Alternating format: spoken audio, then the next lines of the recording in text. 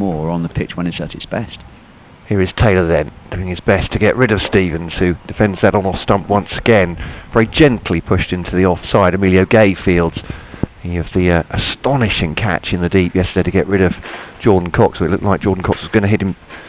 The bowler for 6. Fantastic diving, sprawling catch. Wonder from Gay. Also took a wicket as well. Part-time medium pace bowler, or secret weapon, I think, as Rad has said. He always knew he had it in his locker to dismiss Jack Leaning even when he was in full flow. Great catch from Adam Rossington standing up yesterday. Here's Taylor outside the off stump. Shoots through to Adam Rossington behind the stumps. Just one slip in today. Point cover, mid-on, mid-off. Mid-wicket, Vasconcelos is there.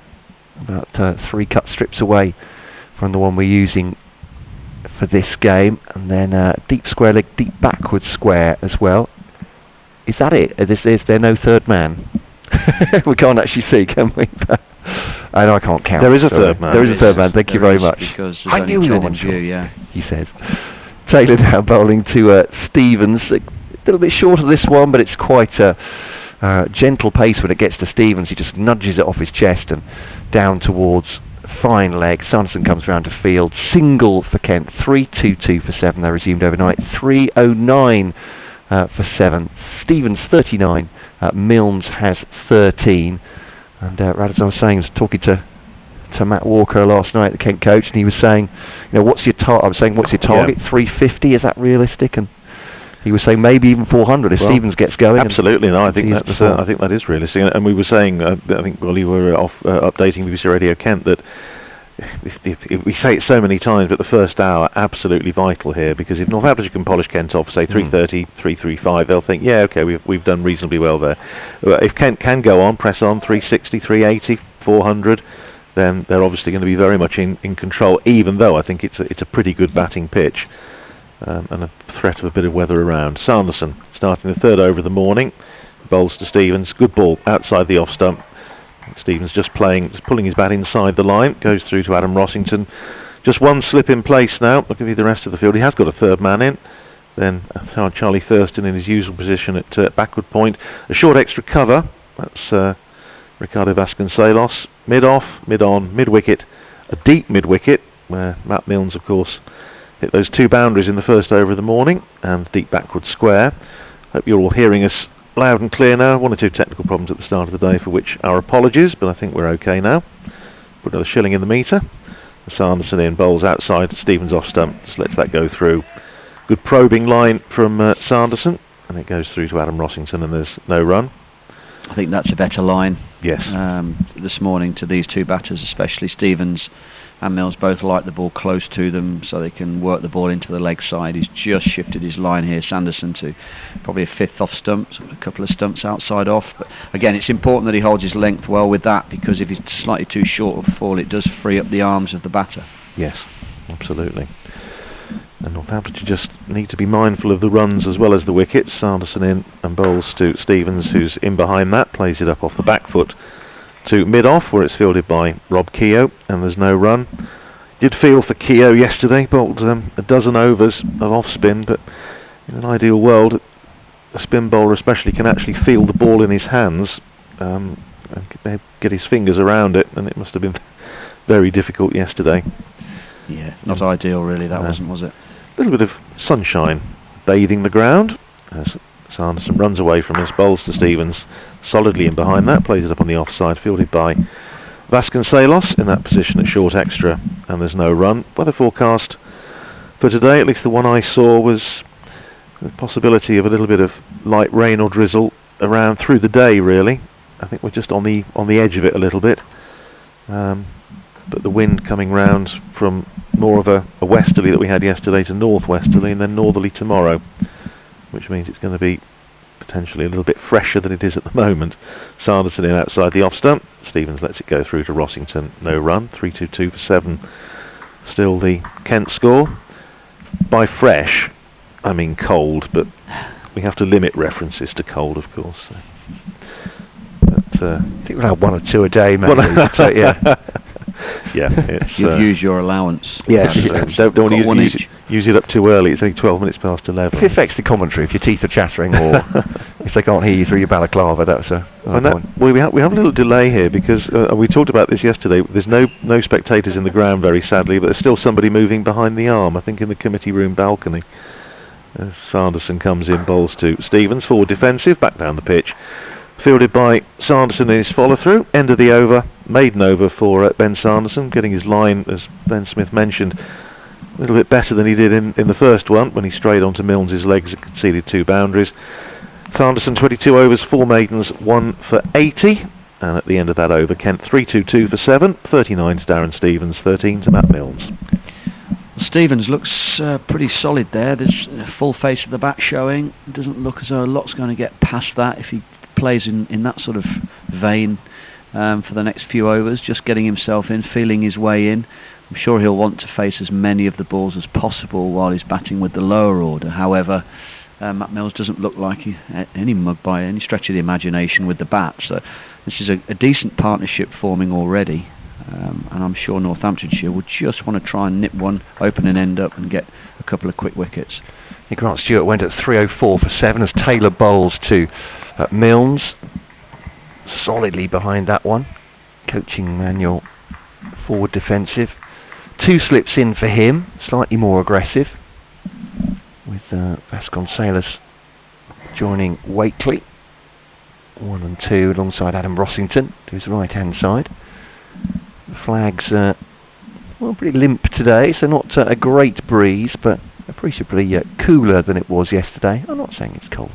Grey overhead. Here comes Taylor to Milnes, squares him up a little bit, squirts out behind square on the offside, and a little bit of encouragement maybe for the bowler, but a single nonetheless. 3-2-3 for 7. Will that encourage Tom Taylor, do you think, Ben Smith?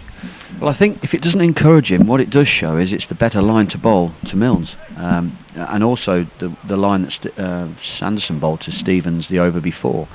And I get why you would want to bowl straight on this pitch, just stump to stump, to try and get any little bit of downward movement or sideways movement hitting the pad and the stumps. As Taylor bowls once more to Milnes, and shot. thumping shot that one. It's Stevens, of course, flowing cover drive. Not much foot movement there, but just got the foot in line and smashed it along the ground. Beautiful full flowing shot, and that's 3-3-1 for 7, and Stevens has definitely come to play today. He's on to 47 and 3-3-1 for 7 Kent now. Yeah, well, and that unfortunately is the only downfall to bringing your line slightly wider outside off stump, is if you do over pitch or bowl it slightly shorter, then the batsman can put his hands through it, which Stevens has done there. But yeah, not a lot of foot movement from Steve-O, although he never has done. He's quite a handsy, would call him.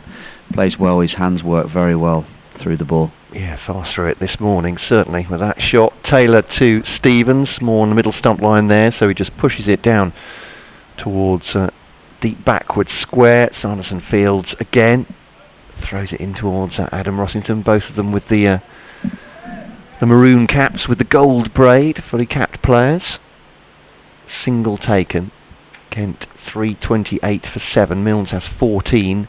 Stevens 44. As you were saying, Ben, this irritating stand now for the 8th wicket. They've put on 24 so far. I don't want to let this get away from the Northamptonshire, or I suppose there is a chance that Kent then put a big enough total in the first innings that it does really put pressure on Northampton, no matter how bat friendly this pitch might turn out to be. That's a lovely ball and a dismissal. Matt Milnes pushing forward and flicks the edge. There we go. They have made the dismissal through to second slip, taken low without much fanfare from Alex Wakely, but a decent catch moving at speed, and Milnes just half push forward, took the edge, and he knows, he looks at his feet. It'll be Harry Podmore to come out next, but Kent then have the 8th wicket down. Milnes 14 caught by Wakely, bowled by Taylor, his first wicket of the piece, and Kent 328 for 8 here at Northampton this morning. Yeah, that ball there was wide. It was another set of stumps wide, and Milnes playing a forward defensive shot in line with the ball. More of an accomplished batter would be easily leaving that one alone, but again, that line, I think we've sort of worked it out that if we can stay off Milnes is off stump and bowl another set of stumps outside off, hold our length, we were going to cause problems, which he did. Yeah, so it's intelligent bowling in the end, isn't it? Yeah, it is. I mean, it's just how the game works, isn't it? It's just working out these players early on. These teams do get quite a lot of analytical advice and support and statistics, and watch videos. There's no really any hiding place anymore with the hub of all the balls that are coded and sent through to everybody else to look at. So you should see weaknesses, but lower order batters now work hard on their games. I mean, teams understand and realise that 20 or a 20 or a 25 from a lower order batter with a batsman that's in can actually turn a game on its head. And it's not just the annoyance of the partnership; it's taken the game away from the opposition as well. So even that partnership there, they'd be happy if they could get another couple of partnerships like this, Kentwood, and get over that 350 mark. But like I say, it'll be interesting now. I'm more interested to see now how Steve-O plays this, if he looks to face more of the bowling now than he did with Milnes in at the crease. I think pretty much secure with Podmore, probably very similar to Milnes in terms of their profile as batsmen so far, hence the fighting between the Kent lower order as to where they're going to bat. But Podmore already has that 3 first-class 50s to his name, batting just a smidgen over 18 is average. Decent batsman, as you say. It'd be interesting to see whether Stevens decides this is the time for him to get into the runs. Podmore behind that, just outside off stump and up towards mid-off, and there's no run. End of the over then, successful one for Northampton. There's me dreaming of 400 for Kent, or certainly their coach having talked about it. Immediate wicket, 328 for 8. Matt Milnes back in the hutch. And Tom Taylor with his first wicket of the piece. He has 1 for 73 from his 23 overs. So what I'm saying about Darren Stevens facing more of the bowling, it's not because Podmore or Milnes aren't good enough to keep the ball out, but that delivery that Milnes nicked, I don't think Stevens would have done. He'd have played that with a little bit more respect, let it go by and been there for the next ball. So the mood he's in this morning as well. He does look as though he's picking the ball up pretty well from the word go, and I think he would miss a trick here if he didn't face as many of the balls as he possibly could now with his last two partners. We have a committee meeting in progress at the moment. Adam Rossington, Northampton's captain. Well, it does slow the game down a little bit, having a wicket keeper as captain, of course, when he feels the need to go and have a chat with the bowler at the end of the bowler's run, which he is at the moment with Ben Sanderson. Rob Keogh putting his 10 penneth in as well, and of course with Darren Stevens facing, the field spreads. He's got a deep third man, a cover on the boundary now. Charlie Thurston heading out towards the west stand. Deep backward square, deep mid wicket. So plenty of singles around, which obviously is what Northamptonshire wants Stevens to take. Sanderson in, bowls to him, and he's hit that away down towards mid wicket, and they've taken the single. It goes to the man on the boundary, Ben Curran, who sends in his return to Rossington. So Stevens showing a bit of confidence in his partner. He goes up to 44. 45, and Kent up to 329 for 8. That wicket for Tom Taylor, his first in first-class cricket for Northamptonshire. Of course, his first-class debut for Northamptonshire in this match, having already played for Derbyshire and Leicestershire, of course. 329 for 8, the total. Stevens was looking to put that over mid-on, wasn't he? Wasn't he? Yes. Just came over it a little bit. And now the field for Podmore, 2 slips in. Gully, extra cover, mid-on, short mid-wicket, and he's got Ben Curran out on the mid-wicket boundary and deep backward square as well, Tom Taylor. And Sanderson in, bowls to Podmore, who's very solidly in behind that on the back foot, plays it up to mid-on, where it's fielded by Nathan Buck, and there's no run. Buck, of course, picked up those 2 important wickets for Northamptonshire last night at 296 for 5, and Kent, I think, would have been very well happy with their day's work. And then it's, as Matt Cole made the call at the time, it's the old Jeff Boycott thing. Had 2 wickets, see how it looks then, and 296 for 5 became 309 for 7 at the close. And Northamptonshire much happier. Sanderson in again, bowls to Podmore, chops that away on the offside. He's going to get runs here as it goes between the man at extra cover and Charlie Thurston at backward point. Thurston in pursuit, sends in his return to Rossington, but not before the batsmen have completed 2, so Podmore is off the mark, with a couple. 3-3-1 for 8, Kent. Skies getting a little bit darker. I was just looking at the weather radar, and there's obviously some rain just to the north of us, and they're off at the moment at Grace Road. They haven't started this morning. Grace Road was about 30 miles up the road from Northampton. Is it coming that way? Well, it looks as though it's heading sort of west to east largely, so hopefully we'll miss the worst of it. But there's a sort of straggly line of rain at the moment. Sanderson in bowls to Podmore. He chops that down. It just misses his leg stump. There's a thick inside edge, but dropped down safely, and Adam Rossington comes round to retrieve. Yeah, it's a sort of a straggly band of mainly light rain that's in the area, but hopefully we'll avoid it. You just have to keep an eye open over the lighthouse and over St Matthew's Church, and if it comes from that way, then I suspect we're going to cop a little bit, but fingers crossed we get a full day's play.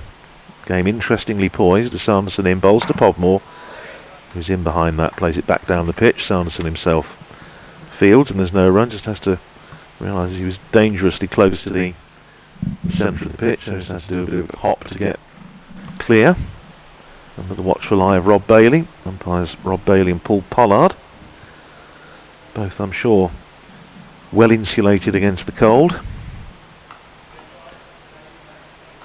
As Sanderson from this pavilion end runs in again, bowls to Podmore, gives him some width, and he cracks that away for 4.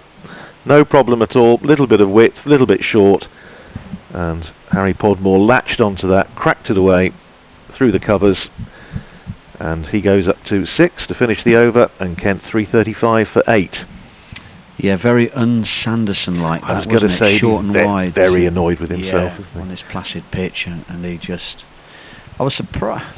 I'm not surprised, but I would have maybe been thinking last ball of the over, if they want to, but if they're going to get Stevens off strike, then maybe stick the sweeper back on the offside, keep the catches in to Podmore. Now, it only sparked me to think about that because the ball had crashed to the deep cover boundary, so I'm not saying I've got a sixth sense or anything like that, but it does just... I do just wonder whether maybe that's an option for them, just as much as it is to get Stevens off strike. I think it is to get Podmore on strike and bowl straight at him. Taylor from the football ground end now, bowling to Stevens, and bouncer hits him on the shoulder. I don't think he picked that particularly, Stevens. Wasn't going at an enormous rate, but reacted late, and that's hit him on the shoulder or high on the forearm, but harmlessly. Well, easy for me to say, but harmlessly gone away. No wicket there, 45 Stevens, 6 for Podmore. Good news is they are looking to start about 20 minutes time at Grace Road, so obviously it's clearing up there. Taylor back on this short run. You know, this slight slope to Stevens. Again, it's slightly shorter, and Stevens pushes it into the onside. High on the bat, Vasconcelos comes round, doesn't get a throw in the end. Podmore would have been well safe anyway. And take that single. It's 3-3-6 for 8. Stevens on the 46. Podmore has 6. So he's no mug with the bat, and as Ben Rose points out, Darren Stevens isn't protecting him. Might be different when Miguel Cummins comes out. Even the coach yesterday said, you know, we've got Milnes, we've got Podmore, we've got Miguel, who's a little bit of an unknown quantity, he said after a pause. I could be reading too much in that, I'm not sure, but Taylor goes wide of the crease to bowl. That's on off stump to Podmore, defends it, no run. Yeah, he might, I don't know if he's feeling the cold, but he might actually feel as though being out there batting is probably going to be a darn sight warmer than it would be having to bowl in a shirt sleeve. So you could find him actually focusing and wanting to spend a half an hour or so out there in the middle, see it through till lunch at least. Get back inside. Yeah, have something hot to eat. Taylor then to Podmore. The withdrawals are about very late from that. You know, I'm thinking baseball umpires there. How much forward movement has Podmore made towards that? With a flourish, he took the bat away anyway. I think it had gone through to Rossington. Only he will know. 46 for Stevens, 6 for Podmore at the crease at the moment. But good writing delivery from Tom Taylor. He's bowling a bit shorter this over. Just back of the length trying to ask the question. Just that odd one bouncing, isn't there? Yeah. So Taylor to Podmore, looking to work that into the onside from outside off stump. On the ground, fielded by Charlie Thurston. With a wide brim floppy hat. They went completely out of vogue for a few years, didn't they? The big floppy hat. Yeah. I think they're coming back now. Is it seen as retro, do you think, by these young cricketers? Maybe now, yes, I think so. It's a lot safer, isn't it, for you? You spend so many hours out in the sun, it does keep the sun off your ears and size of your face as well. It's a lot easier like that than all the sun cream having to be plastered on. That's a very sensible choice. It's Taylor to Podmore into the offside this time. So with no great force, he rehearses that shot again, pretty much defensive. End of the over, 3-3-6 for 8, so no consecutive wickets in overs for Tom Taylor. But asking the question with a couple of short balls to Darren Stevens. Stevens has 46, 3-3-6 for 8 Kent. Yeah, and going back to that, I like the caps. I think they look smart, and I think the baggy, it used to be a traditional English style cap for so long, and then the baggier looking cap then came in. Slightly sort of Australian in it, and that seems to have stayed with a lot of counties, but I actually quite like that traditional English looking cap, I really do. Quite agree. They came in Northamptonshire sort of late 80s, I think, the baggy ones. Didn't like them at all. Sanderson in bowls to Darren Stevens, who again, he's not worried about protecting Harry Podmore. Takes the single as he clips that one away down behind square on the onside, fielded by Tom Taylor, coming in off the boundary in front of the old bowling green. One more to Stevens. He's up to 47, and Kent up to 3-3-7 for 8. Ben, interesting your take about Tom Taylor as a bowler, because just in the previous over, again, just seemed that one took off a little bit, and I just wonder, because we commented on this yesterday, if he just has this big effort ball, just the old one just seems to really zip through and fly. Get your take on that in a second as Sanderson comes in again. 2 slips in place, bowls to Podmore, who's in behind that, pushes it up to mid-off, fielded by Rob Keogh, and there's no run. Yeah, it might be that. I can't see anything sort of like from the naked eye of him running in and giving it any more effort or exertion at the crease or running in any harder, but I think all the bowlers that have bowled from that top end have got the ball to bounce or go through a bit quicker at some stage in this innings. Even Emilio Gay's wicket did go through. Sanderson in again, bowls to Podmore, who's defensively pushing out on the offside where it's fielded in the covers, and there's no run. Yeah, it did go through and bounce and caught leaning out, but with a little bit of surprise element to it.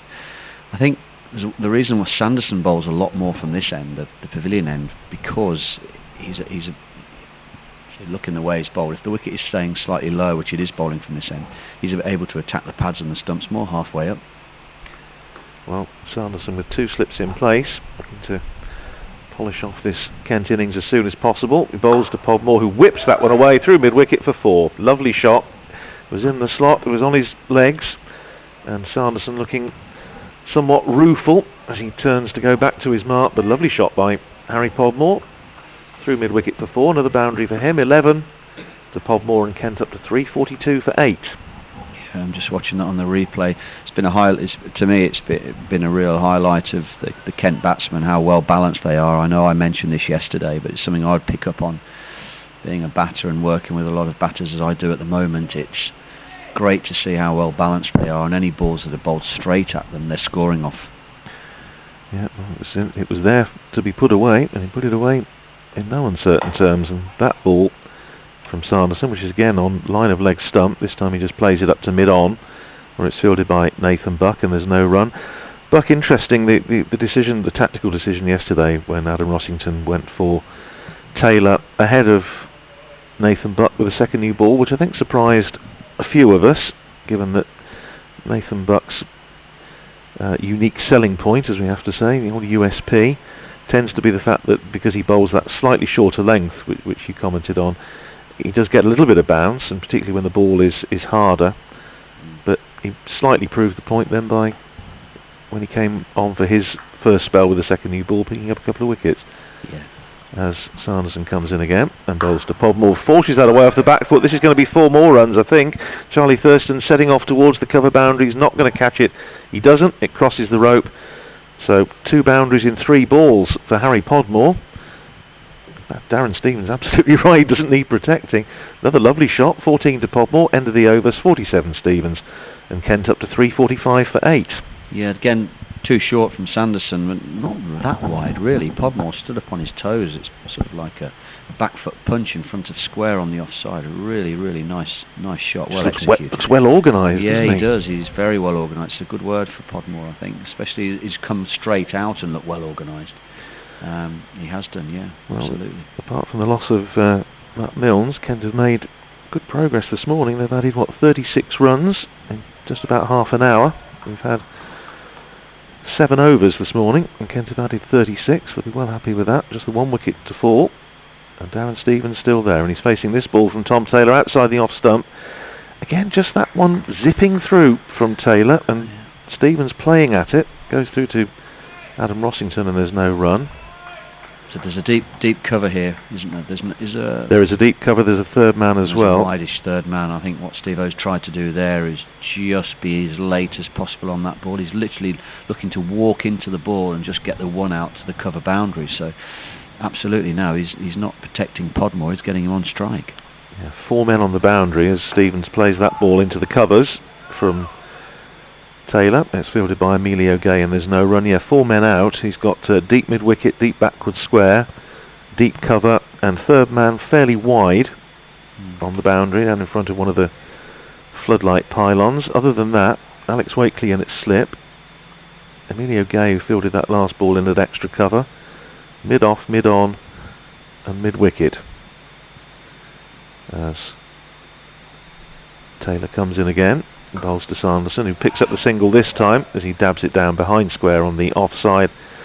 It's Gareth Berg who comes in off the third man boundary to field, sends in a return to Rossington. 1 more to Stevens, moves up to 48, 346 for 8. Talking to Gareth Berg last night after the close of play, and made the observation that because he's just turned 40 and Darren Stevens turns 45 later this month, and he said, yeah, we had a chuckle about that. 84 years between us out in the park. Taylor comes in, bowls to Podmore, drives again nicely, confidently up on the onside, and mid-on has to make a little bit of ground. Nathan Buck to field that, so they come through for an easy single. 1 more to Podmore. He goes up to 15, and Kent to 347 for 8. Yeah, 84 years between them, and an awful lot of experience in county cricket. Darren Stevens' 25th season, and Gareth Berg's been around a year or two. Actually first came to attention here in Northamptonshire playing club cricket for Kettering Town, and then for Findon, and then went and played for Middlesex, and then Hampshire, and now at Northamptonshire. There's Taylor in again, bowls to Stevens, who drives handsomely for 4, and that's his 50. Just picks the gap and flays that through extra cover. The ball was up there in the slot, and that's a half century for Darren Stevens. 77 balls. He's been in just over 2 hours with a 6, that flat 6 last night, and 8 fours. And Kent making good progress here. They've 350 up for them, so that's another bonus point. And Kent up to 350 for 8, and Stevens 52. That's Darren Stevens' 80th half-century in first-class cricket. Crumbs. It's a decent record, isn't it? Well, he's doing a good job again for his side here. 351 for 8. Faces this ball from Tom Taylor, and he just plays it, dabs it down on the offside, and they come through for an easy single because Emilio Gay was fairly deep there at extra cover. So they pick up the 1, and he manages to keep the bowling. 53 now to Stevens. Podmore on 15, end of another over. Kent 352 for 8, 104 gone. I know this isn't exactly a sort of like a bunny batting with Steve-O, and Podmore's really shaped up well, and it's not a block slog situation, but I can't see the point there of Taylor bowling with the 4 men still out on the last ball of the over and bowling a good ball, and Steve-O getting 1 and getting down the other end to take strike for the first ball of the next over. But yeah, he's gone well here, Darren Stevens. He's just, I think, what he's done well this morning is he hasn't gone too hard. He's been very selective, so he's got the confidence that the batters the other end are going to be able to stay with him. I think if We were talking yesterday about one of the boxes that Kent would love to have ticked in this innings would have been one of their batsmen go on to make 100. If one of them does, then it's looking quite ominous for Northamptonshire now. And again a meeting before Gareth Berg takes the ball on this pavilion end. Just adjust his marker actually. With a white marker among the painted on ones, the blue ones. Bowling now to Stevens, drops into the offside, no run. And so Vasconcelos comes in sharply to cover. Hoping these showers do avoid us, but there's no great breeze at the moment, which is good in some ways. It may mean the showers aren't coming to us quite as quickly, but obviously if they do get to us, they might stick around for a bit, hoping that isn't the case. As Berg returns to his mark, a maroon 13 and name on his sleeveless jumper, running away from us to Stevens. Right behind the line of this on the off stump once again, just defends it with soft hands out towards the offside. And there is no run. You can see a couple of steeples from where I'm sitting. The geography of this ground as we look towards the to the brand new. I'm not sure how long it's been there. The indoor centre looks very well. In 1998. Well, I have to say, it scrubs up well, doesn't it? Yeah, no, it looks good. Nice job. Here's Berg to Stevens, goes for that one. It's a little bit of a hoik off his pads there, down towards deep backward square, and a single taken all on the ground, so no great excitement anywhere. Single for Stevens then takes him on to 54. Kent at 353 for 8. You were talking about the Northampton Lighthouse. Now, which one would that be? Is that in the distance? You can't. Yes, it's almost like round the back of the stand here, Right. but you can see right. it. If you go through where the scorers are, you can actually see it from there. As I say, if you can't, it means it's raining. But yeah, that's over to the west of the ground, next door to Franklin's Gardens, where Northampton Saints play rugby. The church over to our left is St Matthew's Church. That's in Kingsley area of Northampton. Beautiful 1890s. With some real treasures in there. They've got a painting by Graham Sutherland and a Henry Moore, Madonna and Child, which is very beautiful. And then over to our right, that's Park Avenue Methodist Church with the sort of little pimple steeple. It's Berg to Podmore, not even down by faint praise there, straight back towards to mid on, and there's no run. It looks a little bit. A little bit of an afterthought, isn't it? Yeah, maybe as you say. It's buttressed otherwise, yes. Is that right? Yes, and then very good. Been reading your Pevsner, obviously. It was a bit of a reach, I have to say. I was looking anxiously to Andrew Radd that I might have got even close to right there. And not sworn in some archaic language. Here's Berg over to Podmore. Loves to cut, and he does cut forward a square actually, and that's 4 runs. That's a handsome shot by the Very tall good shot, yeah. seam bowler. And he moves on to 23 and 361 for 8. I keep going on about this battle between the tail enders, but at the moment he's outscored Matt Milnes. He may be straight back in the dressing room at some point to tell the head coach all about it and how brilliant he was. But 54 for Stevens, 19 for Podmore. Again, irritating stand this one, Ben Smith, for Northamptonshire for the night's wicket. Yes, it is. And the only issue here for Northamptonshire is there is no lateral movement still. There's no swing. The ball's getting to slightly softer age. Too bad. It'll still be in fairly good condition, but you'd expect the lacquer to be off and the ball's swinging now in normal circumstances. Berg to Podmore, 19. Bouncer gets underneath that, tall man though he is. Not particularly threatening, and that's the end of the over. 3-5-7 for 8. And Berg with 2 for 47 now was really mean with his bowling yesterday. In terms of his economy, it's around about 2 now. Well, exactly 2, is it? Stevens 54, Podmore 19. I suppose both these batsmen will have an interest in what the pitch is doing and what the conditions are doing. They both like to swing the ball a bit, so they'll get a snapshot of it at the moment. Yeah, I think they will do, and they'll most likely be looking down. I'd have thought they'd be looking down thinking this is a bit of a featherbed. This isn't really got any demons in whatsoever. We're not Northamptonshire, that when they've hit good areas, they still haven't been able to create any chances. Here's Tom Taylor running in from the far end and bowls to Podmore, who plays that Stevens rather, who plays that nicely away for a single to deep mid wicket. Charlie Thurston coming in off the boundary, and they pick up another run. 358 for 8. Kent. Yes, talking to Gareth Berg last night, we made the point about that you were actually making a commentary, Ben, about the fact that you saw his role yesterday as being the man who could control proceedings for Northamptonshire and just keep Kent in check. And he said, well, yeah, he said that's basically what I've been doing all my career. Just come back to that in a second as Taylor comes in running towards us and bowls to Podmore, who tries to drive, doesn't time it at all. Just dribbles up to mid-off where it's fielded by Rob Keogh and there's no run. He said, I'm not going to be, running through sides, but that's really what I just try and do and keep control and work with the bowler at the other end, which is a fairly unselfish approach to the game. But he's a good man, Gareth Berg. He's still passionate about the game. We'll come back to one of the other comments he made. Is Taylor from the indoor centre end bowls short to Harry Podmore. Sat him down. Yes, he finishes up sitting down in his crease, almost does a backward roll. Ball goes through to Adam Rossington and there's no run. Emilio Gay, I don't know, he's having a little chat. He comes in from extra cover. Possibly has a word, humorous I'm sure. Gareth Berg said, I was making the point to him that he'd obviously bowled well in pre-season, taking some wickets in the friendlies, and he said, when I woke up this morning, first day of the first championship match, I was still as nervous as you like. Yeah. As Taylor comes in again, bowls to Podmore, who drives nicely, but doesn't beat fielder at mid-off, Rob Keogh, and there's no run.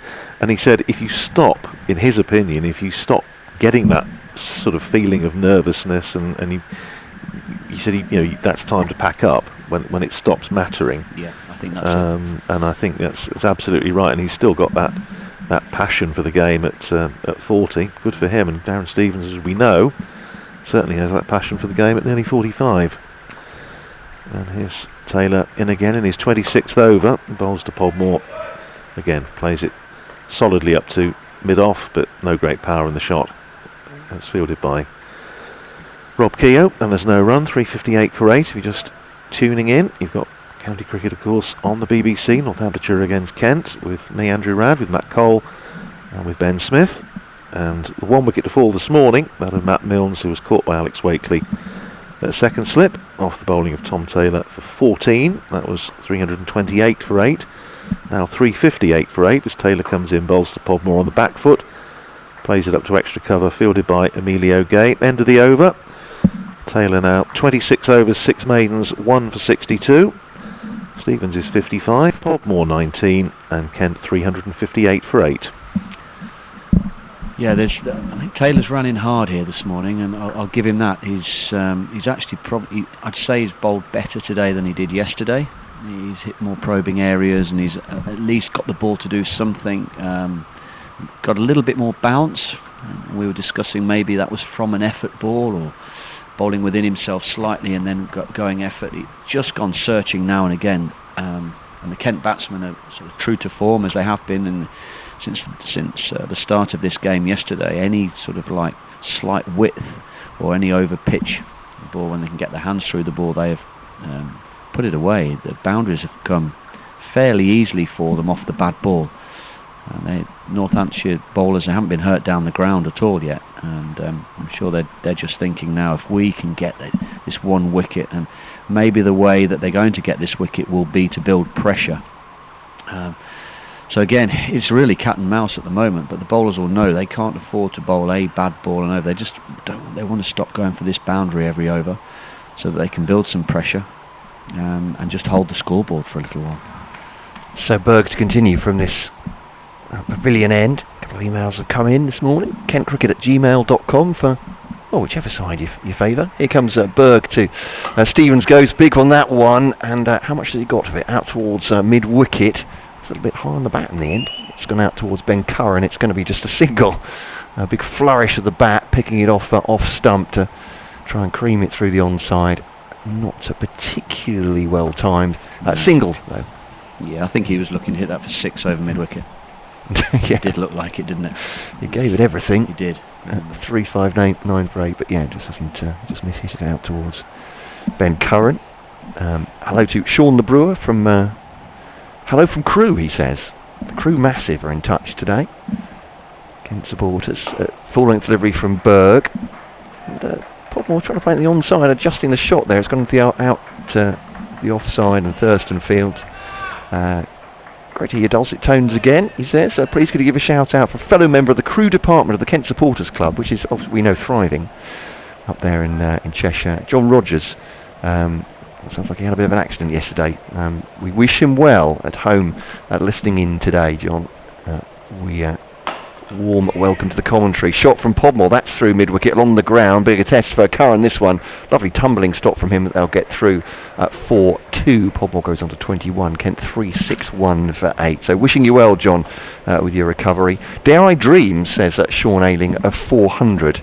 39 away now, Sean. I think that's not beyond the bounds of belief, but Northamptonshire have taken 1 wicket this morning. Milnes going caught second slip, bowling of Taylor for 14, and Philip back from Wolverton.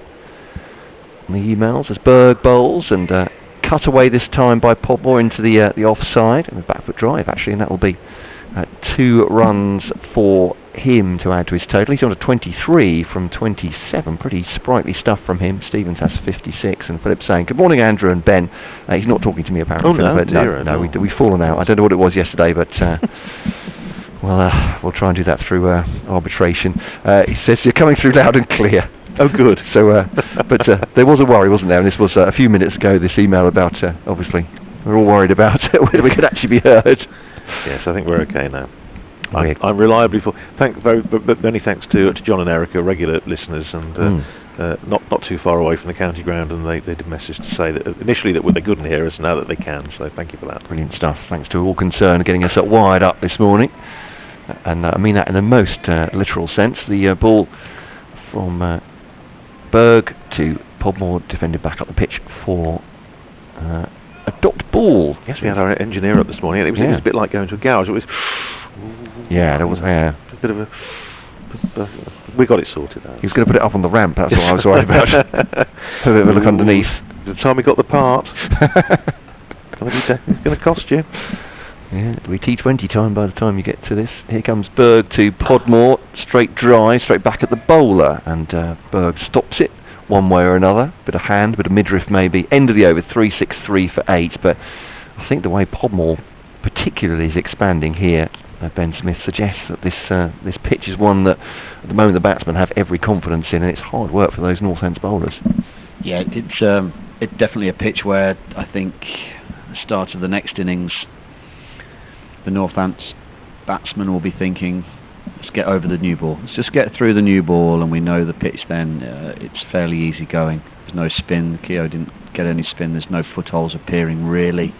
I can't see how it would have dried any stretch of the imagination through the last 24 hours, but talking about Darren Stevens has gone hard at a couple. While this partnership's going well, thought he might have left it. Change of mind from the far end. Nathan Buck coming into the attack and bowls his first ball to Darren Stevens on leg stump, and he just picks it up, goes down to Ben Sanderson at deep backward square, and it's another run to Darren Stevens. He goes to 57, and Kent up to 354 for 8, 364 for 8, beg your pardon.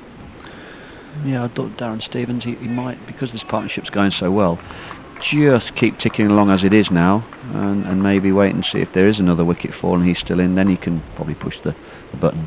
One slip in place for Podmore as Buck bowls to him, and he plays that up to mid-wicket, short mid-wicket really, just on the edge of the square, which is Ricardo Vasconcelos, and there's no run. He was saying about the pitch, Ben, again talking to Gareth Berg about it last night, sort of said, was it a question of, we always say if you're going to get anything out of it at Wantage Road, you're going to have to do it in the first session and a bit. Was it just the pitch flattening out, ball getting soft? He said a bit of both, to be honest. So pretty much as we read it from here, I think. As Buck comes in, bowls short, and once again Harry Podmore is put on his backside by that one, and it goes through to Adam Rossington. Podmore gets 5.7 for artistic impression for the little tumble. 364 for 8, 55 runs added by Kent this morning in about 50 minutes. We're in the 12th over of the day. This is pretty much perfect start, apart from the loss of Matt Milnes, but Harry Podmore's done an excellent job since he's been in there. He's facing this ball from Nathan Buck, looks to work it away on the onside, going to pick up a leg by, I think. It just went off the thigh pad, dropped down on the onside. Adam Rossington had to come round from behind the stumps to complete the fielding, signalled as a leg by umpire Paul Parr, so one more to the total, 365 for 8, Kent. Podmore 23 to his name. He's faced, 32 balls. He really has done an excellent job since he's been in there. And if there is any competition, as Matt Cole's been saying, between the Kent tail-enders to see who gets to go 9, 10 and 11, well, Podmore's certainly staked his claim today. Here's Stevens facing this ball from Nathan Buck. Uppishly flashes it away down to third man, and he picks up 4 runs for it. It was in the air, but it was pretty safe, and it was just a question of whether Gareth Berg could make enough ground round to his left to stop the boundary, but he couldn't. Goes into the fence, and it's another 4 runs to Darren Stevens, and to Kent 61 Stevens, and Kent up to 369 for 8. Yeah, genuine outside edge, back foot drive, wasn't it? Buck's extra little bit of pace and bounce. We just rush Stevens slightly, but with the field set as it is, there's one catcher, and that's the wicket keeper in the slip. Stevens has to make a mistake to be dismissed here. And here he is facing Nathan Buck again. Last ball of the over, and he's going to keep the bowling. It's going to run away for 4. I thought it was just going to go down to Ben Sanderson at deep backward square, but in fact it raced away down there over the outfield, and it picks up another boundary. So back-to-back boundaries for Stevens at the end of that over from Nathan Buck. He's up to 65, Podmore 23. And at the end of the 12th over of the morning, Kent 373 for 8. And we talked about control, Ben. Northamptonshire have leaked, 64 runs in those 12 overs this morning. And that's not at all what Adam Rossington would have wanted. No, I know, looking at the 4 seamers, I'd say Taylor and Buck are the impact bowlers, and it doesn't look, I don't get the feeling that they actually enjoy having to hold, actually be a little bit boring, whereas Sanderson and Berg have got that ability to do that. Maybe it's just because of their roles and in their makeup. And this is Berg, Gareth Berg from the pavilion here now, bowling to Podmore, drives it back down the pitch, just on the offside there. Tumbling stop by Tom Taylor, and there's no run. Getting the front elbow high, Harry Podmore. His foot to the ball, but no runs there. 373 for 8 then, Kent. A little bit of sun poking through the clouds at the moment, which is good news for the players. It's better for the batsmen, for the bowlers maybe. I don't seem to have any trouble seeing it this morning. 373 for 8. Bouncer again to Podmore. This time doesn't end up on his backside. It does a little sort of a Cossack jump backwards, if anything, with his bat in his hand. But he's clearly not one to take on a pull or a hook, is he? No. He's not for... The gentleman's not for hooking. The 2 bouncers were pretty good, well-directed bouncers, to be fair. One from Taylor and one from Buck. Angled in at him. He's a tall bloke as well. They're testing all his agility at the moment this morning. Berg bowls to him now, and right behind that one again, Harry Podmore up to mid-on, Vasconcelos Fields. 65 for Stevens, 23 for Podmore, 27 away from a 5th batting point, Kent. And given the nature of this pitch, they'll want to build as much as they can, saying the confidence that Darren Stevens has in Harry Podmore probably is a lot to do with that pitch and how well Podmore can play on it. He's seeing it fairly well, and but they'll be thinking about maybe some hard yards when they're doing some bowling as well. Berg to Podmore again. It's a short ball. He can sway out of the way of this one as it's going down the offside towards Adam Rossington, the keeper. Just stops for a moment. What's going on there? I've got something down the... His sunglasses maybe fallen off the back of his head. Down to his collar. What's they put behind him there? Something which Alex Wakely's just fished out of the back of Adam Rossington's shirt. Perhaps we shouldn't be told. Here's Berg to Podmore. Bounce ball back over the bowler's head. Thumped straight into the ground off the back foot, and there's no run. Northampton, as I said, striving this wicket, and Berg is keeping the runs down. His economy rate is the best of all the Northants bowlers. 11 maidens in his near 25 overs here, 2 for 52. He's got a bit of snood action going on today. Looks like a polo neck he's wearing, and he's under his sleeveless sweater. Bouncer through to the wicket keeper, and if he thought Northampton were trying to rotate the strike here and get Stevens on, get Podmore keeping on strike, there's no thought of that. It was high over Podmore's head. End of the over, 3-7-3 for 8. What he couldn't do is score any runs off it. So another maiden for Gareth Berg. Podmore has 23, Stevens 65 here on BBC Radio Northampton, BBC Radio Kent, with Matt Cole, with Ben Smith and Andrew Rad. A maiden for Gareth Berg. Yeah, it was very well constructed over, wasn't it, Berg? Wide-ish, sort of outside the eye line bouncers to use up 2 of the deliveries. So they've really gone on the defensive here, Northamptonshire. It's just it's sort of like a damage limitation at the moment. They'd really need to try and get a wicket. Well, there's Nathan Buck trying to get one as he comes in and bowls to Darren Stevens, and Stevens playing that, just coming across his stumps, plays it up on the onside where it's fielded by Ricardo Vasconcelos in that position as a short mid-wicket. One slip in place, that's Alex Wakely. Other than that, there's a few missionaries there at the moment because they've got a very wide third man on the boundary, deep cover, deep mid-wicket, deep backward square, 4 men out and 4 in the ring saving 1 as Buck comes in, bowls outside the off stump to Stevens, who plays that nicely, just rocks under the back foot, punches it away down towards the cover boundary. Ben Curran comes in off the fence in front of the main scoreboard to field, and they pick up 1 more run. Takes Stevens to 66 and Kent up to 374 for 8. Clouds fairly high, which is good news. The sunshine has disappeared behind the clouds at the moment, but they've had a few weather issues elsewhere this morning, but thankfully not here. As Buck comes in, bowls to Podmore, drives nicely straight back to the bowler on the bounce. Buck half stops it in his follow through, but it just runs on, and Rob Keogh completes the fielding at mid-off. So I wonder whether, when I was a captain, I always like to have a frontline spinner in the side, just not necessarily for these situations now, but they were still a good bowler even if the pitch didn't turn. Yeah. I'll come back to an interesting point. Come back to that as Nathan Buck comes in, bowls to Podmore, who's up on his toes, plays it down on the onside. Once again, Vasconcelos fields at mid-wicket. And yesterday when Keogh was bowling, no disrespect to him, it was a brilliant effort for him to be bowling that many overs in that situation. But to bowl with a slip and a short leg, come round the wicket as an off-spinner, if you're an accurate off-spinner, I've seen Moeen Ali do it a lot, round the wicket on a green seaming pitch.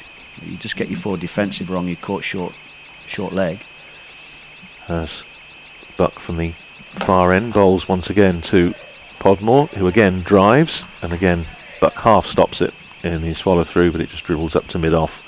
Rob Keogh completes the fielding and there's no run. So do you feel, Northamptonshire obviously opting to leave out Simon Kerrigan from the 13, possibly was it an error, do you think? Well, it's always nice to have a frontline spinner in your team. If it's going to turn, pick 2, but if it's not, there can be an accurate. Buck in again, bowls to Podmore, who drives up on the offside. End of the over, no run there. Podmore stays on 23, Stevens is on 66, Kent 374 for 8. I shall be just updating BBC Radio Northampton listeners in just a second or 2. Yeah, Simon Kerrigan, left arm spinner of course, played for England, went to Northamptonshire on loan initially and then signed for the county a couple of years, contract at the end of last season. Was in the 13, named in the 13 for this match, but was one of the 2 players left out, him and Jack White, one of the seamers. It's an interesting point as to whether Kerrigan would have got any more out of it yesterday than Rob Keogh did. I think I'm being quite reactive to this because of the situation we find ourselves in. If the 4 seamers had bowled Kent out by now, it wouldn't have been a discussion. But if you do have a bowler like that in your... The wicket never really looked green. You said, Rudders, you've seen greener pitches halfway towards the end of the season. It never looked like a green seamer, did it? No, you've got to have a plan B. I think that's the point, isn't it? Here's Gareth Berg starting his 26th over of the innings. Bowls to Stevens, who just plays tip and run, dabs it into the offside. They come through for an easy single. Ricardo Vasconcelos fields in the covers And Stevens up to 67 and Kent up to 375 for 8. Yeah, Simon Carrigan played a couple of matches at the end of last season, and I thought bowled pretty well. I think we were sharing commentary at the Glamorgan game, I think, Ben, when Glamorgan were looking to press on the tail end partnerships. Berg comes in, bowls to Podmore, who plays that up to mid-on, and there's no run. When the Glamorgan tail were absolutely thrashing the ball to all parts. Well, that doubled their total, I think, from memory, and it was Simon Kerrigan that actually came on and brought a bit of semblance of normality to proceedings. Yeah. That was Douthwaite and yeah, Deland that's right. It was spectacular stuff. Went hard, didn't they? Reversed the pressure. It was a game where that happened 2 or 3 occasions. Well, Kent have had a pretty good morning, and Northamptonshire needing to polish off this innings as quickly as they can. Kent, who resumed on 309 for 7, now 375 for 8. So they've scored 66 runs in the first hour. Just one success for the county's bowlers so far today. Matt Milnes was caught at second slip by Alex Wakely off the bowling of Tom Taylor, his first championship wicket for Northamptonshire. He went for 14, that was 328 for 8. But Darren Stevens, at nearly 45 years old, the veteran of the county circuit, is still there on 67. With him, Harry Podmore on 23, and Kent are 375 for 8. So, thanks for bearing with us while we just update BBC Radio Northampton. We'll come back to that point maybe about Simon Kerrigan, as Podmore picks up 2 more runs there, driven away through the covers. Long chase for Rob Keogh, takes Podmore up to 25 and Kent to 377 for 8. Yeah, it's an interesting one, and I'm just not sure about the thinking there with over Simon Kerrigan. I think a bowl of his experience, you just want him maybe on your side. But here's Berg in again, bowls to Podmore, who plays it back down the pitch, fielded by Berg in his follow through. No run. He stays on 25, 377 for 8. Well, Kent certainly set out their stall, didn't they, with their line-up as well. With Marcus O'Riordan will be the one of the 13 that might have been in the side. Decent batsman as well, but he's the one spinner in the 13. Joe Denley will do a job, but he's not a frontline spinner, obviously. But yeah, a 5-pronged seam attack for them. That's right. It has, as we were saying, as Ben said, though, to be fair, I think if Northamptonshire, the seamers had bowled out Kent yesterday, had sort of pressed on from 38 for 3 and 127 for 4, then it would have been a very different story. But that's where we are. And Rob Keogh didn't bowl badly yesterday, that's the point to make, but it was very, very difficult. Berg there bowling short to Podmore, and he's right up on his toes, plays it well, dabs it down on the onside, and Emilio Gay is fairly deep at mid-wicket, completes the fielding, but not before they've come through for a single, and that's the 50 partnership for the 9th wicket. Another single to Harry Podmore, he's up to 26. And this really has been another excellent stand. Kent have built partnerships well. We had the 89 for the 4th wicket, 98 for the 5th, 71 for the 6th, and now 50 for the 9th wicket. And at the end of the over, 111 overs gone in the innings.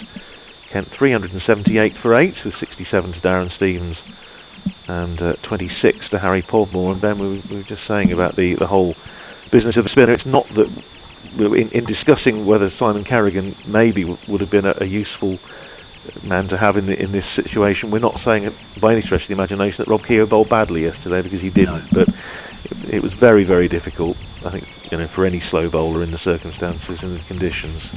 Yeah, and I just think that if Rosington, I'm sure he wasn't expecting to have to bowl a spinner. But we made the observation that it didn't look like a green seamer, and your best spinner is going to be your best spinner in whatever conditions you're playing in anyway. Your best spinner will be your most accurate spinner, and there are ways of bowling on pitches that don't spin for spin bowlers, and it would have been interesting to have seen how it would have gone, especially with Kerrigan being a left arm spinner as well, to all the right-handed batters here in the Kent order. Talking of Rob Keogh, here he comes on. Here he comes. And I was just thinking, when you're chatting about that, what a signing Simon Harmer's been for Essex over the last few years, because they have no no thoughts, contrary thoughts about putting him in the side, even if they're on a pitch that seems to be seam friendly. Drive from Podmore out to the offside. Hasn't got all of that. No run. But he's one that can hold down an end, isn't he? Even on a pitch like this, you'd probably think he'd be a weapon in that respect. Straight back at the bowl, and there's no run. 67 Stevens, 26 Podmore. Keogh, once again, varying it a bit, giving it some air. This one is driven by Podmore up to mid-on. There's no run. Good stop in the end by Emilio Gay. But and no disrespect to Harry Podmore, but when Podmore is looking confidently to tee off along the ground against Keogh, you can see it's not doing very much for him. Slower delivery from Keogh. Just pushed into the onside this time. No slip in. There's a close field. That's Vasconcelos on the... I say close, he's 2 strips away. Or 3 strips away on the onside at mid-wicket. This one's just driven gently up to Gay at mid-on, and there's no run. And he's already at a ball from the end. It's over. Ben, sorry. No, you were talking. It was me interrupting you, unfortunately. I just wonder whether... I mean, it's not bowling badly here, Keogh, but it's actually not a bad move bringing him on. Bowls once more to Podmore. Push through the onside. He'll take himself a single. It's the second over in a row that he's taken the strike off Darren Stevens. It might be. Maybe words. 27 for him, 67 Stevens, 379 for 8. I keep thinking you're stopping. It's not a bad option now. Maybe this could have happened slightly earlier. I'm just thinking because of the seamers have all been sort of very similar over the first hour of the morning. Bringing the spin on now, I was talking with the seam, it didn't look as though Northamptonshire were able to create any opportunities, or where are they going to take a wicket from. At least taking the pace right off the ball now with the spinner bowling, it means the batters have to come at the bowling a little bit more. They'll want to keep the scoreboard moving the same, so they'll take more of a risk. I think this is a good move, bringing Keogh on as early as he has done today. And maybe, we saw Podmore come down the wicket there to try and be aggressive.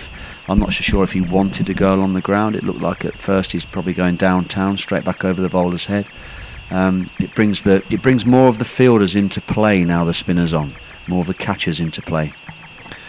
Yep, 379 for 8, the Kent total. And just over players have had their sanitisation break. Batsmen having a mid-wicket conference. Darren Stevens and Harry Podmore just discussing what happens next as Northamptonshire consider their options, and it's going to be Nathan Buck switching to this end, I think. So whether that's just a one over to enable the bowlers to swat around, we'll see. But it's Nathan Buck now bowling from this pavilion end, having got a little bit of bounce, as we said, with the second new ball last night. But the ball obviously getting softer now. 16 overs old. Sorry, 32 overs old. Always helps if you can count doing this job. 379 for 8. Harry Podmore is 27. He played really well this morning for Kent. 27 off 53 balls. The partnership now up to 51. One slip in place as Nathan Buck starts his 21st over, bowling from this end, bowls to Podmore, very full length, and it's hit on the pad, strangled appeal for LBW. Darren Stevens thought about coming through for a leg bye, but it's sent back quite rightly by Podmore, so no run there. Northamptonshire, I think, have a substitute on here. Jack White's on the field, so I'm quite sure who's gone off. We'll do a little head count and see who's not out there. I think it might be Ben Sanderson, actually, can't see him. And here's Buck in again. Bowls to Podmore short. Podmore right upon his toes, plays it well again.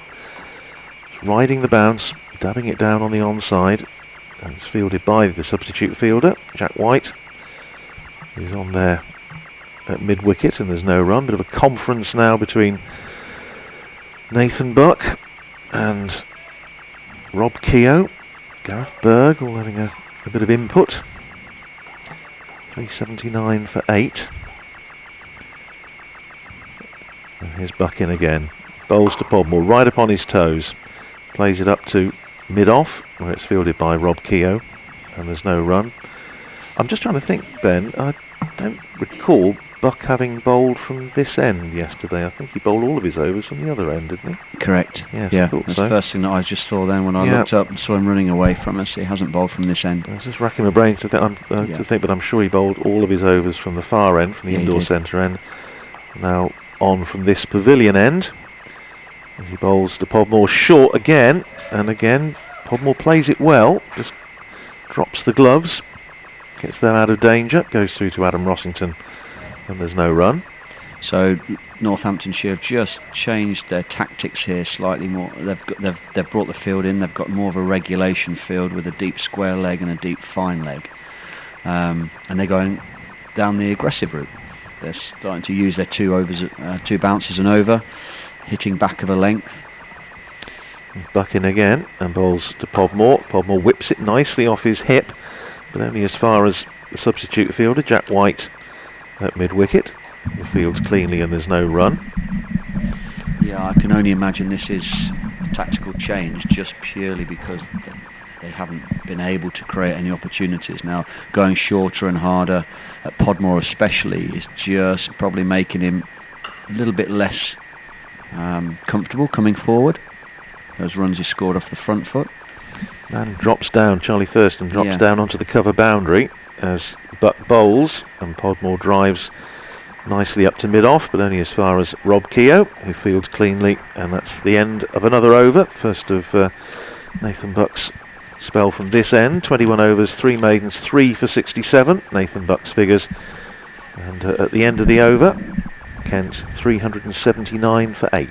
Now, I think Buck's probably taken a leaf out of Berg's book here, because Berg did have a couple of overs where he used his two bouncers, went hard into length, bowled just outside that off stump.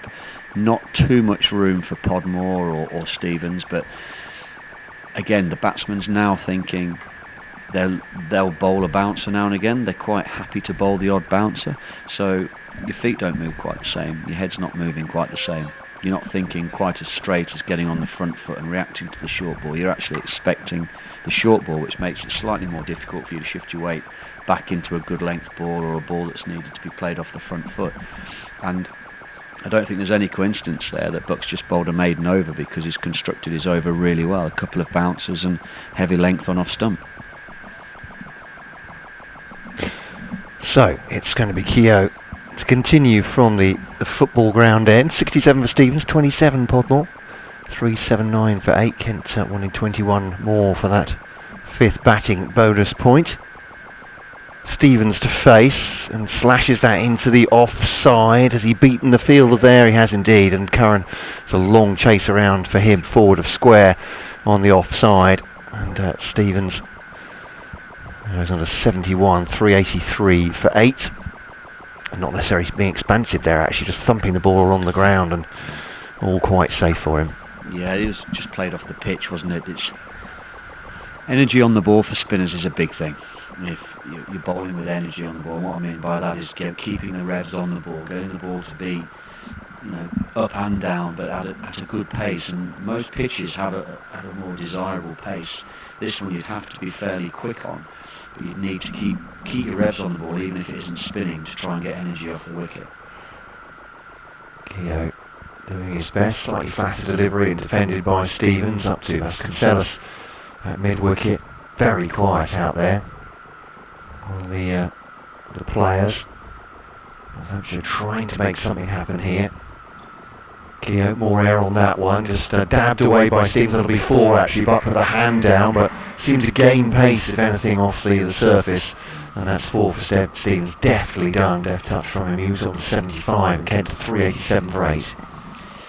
Yeah, again, that's what's happening here. Keogh, he can't just bowl the ball with sort of no life on it into the pitch, because it literally is just sitting up out of the surface. So, with there being no spin, it's just going away from Stevens, and it's allowing him to play the ball off the pitch. He's not having to get right to the pitch of the ball here. He doesn't have to get right back. So Keogh then puts extra pace on the ball, tries to put extra revs on the ball. By doing that, just misses his line, and it gives Stevens a bit of pace to work with. Very good batting though, clever batting.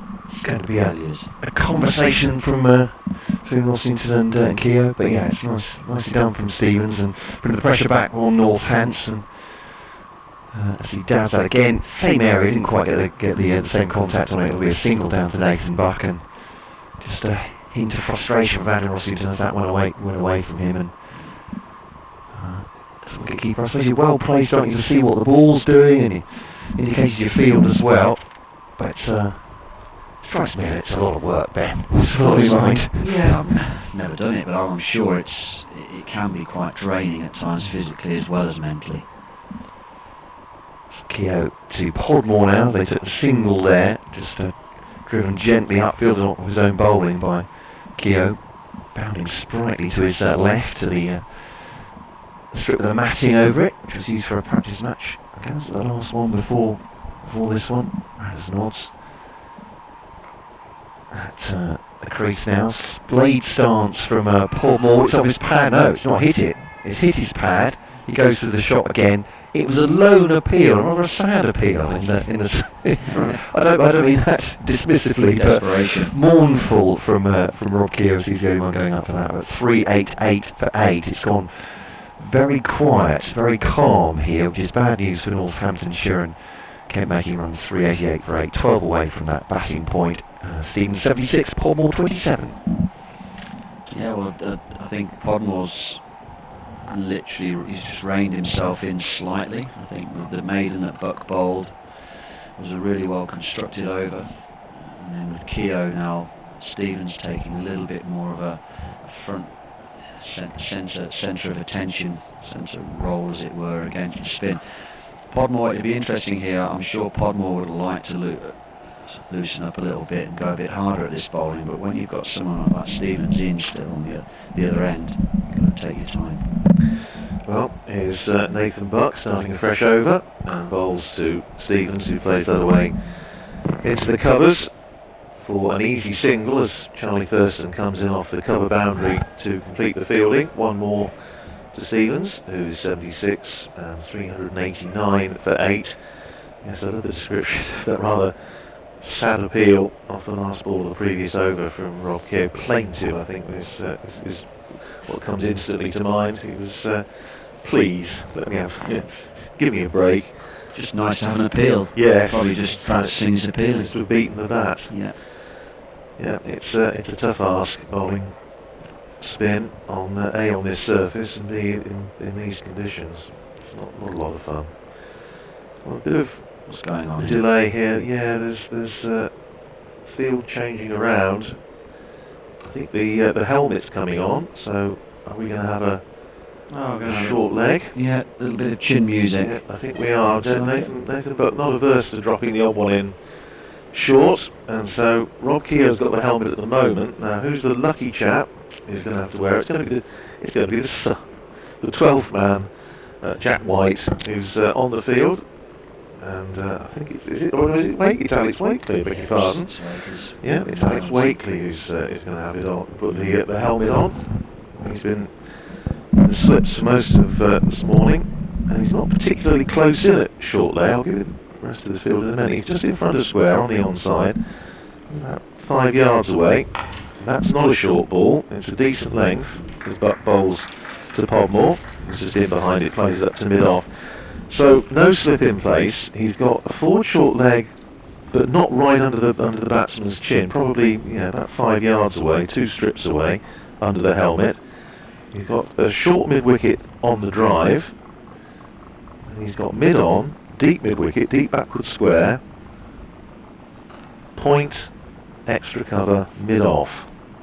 Interesting field. Buck comes in, bowls short to Podmore. He just rides the bounce again, goes onto the back foot, plays it up to short extra where it's fielded by Ricardo Vasconcelos, and there's no run. 389 for 8 it stays.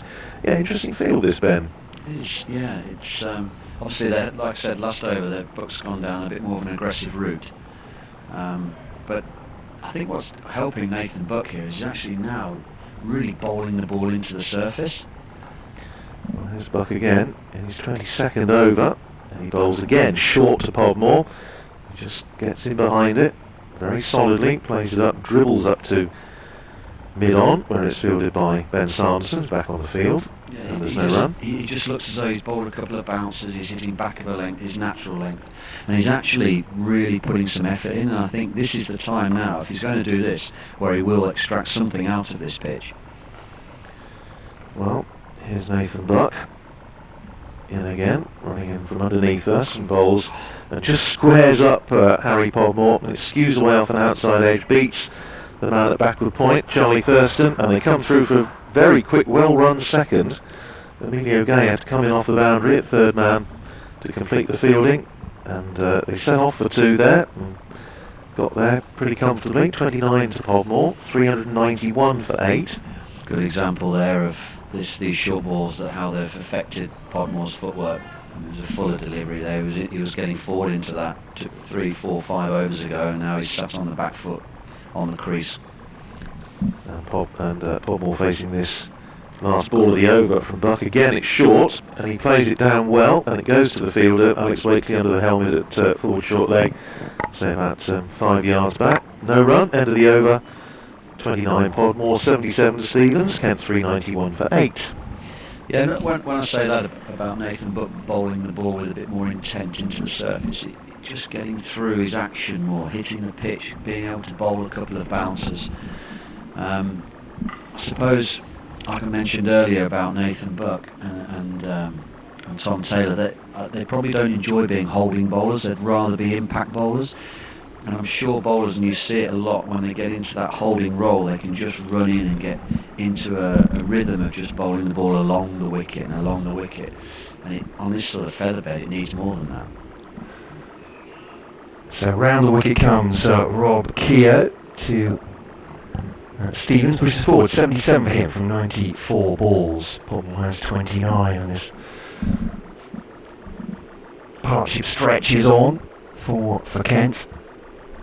Can Northampton make the breakthrough? Just lets it run onto the bat, Stevens, and run off it to third man once again. Nathan Buck does some more fielding, single for Stevens, one added to the total.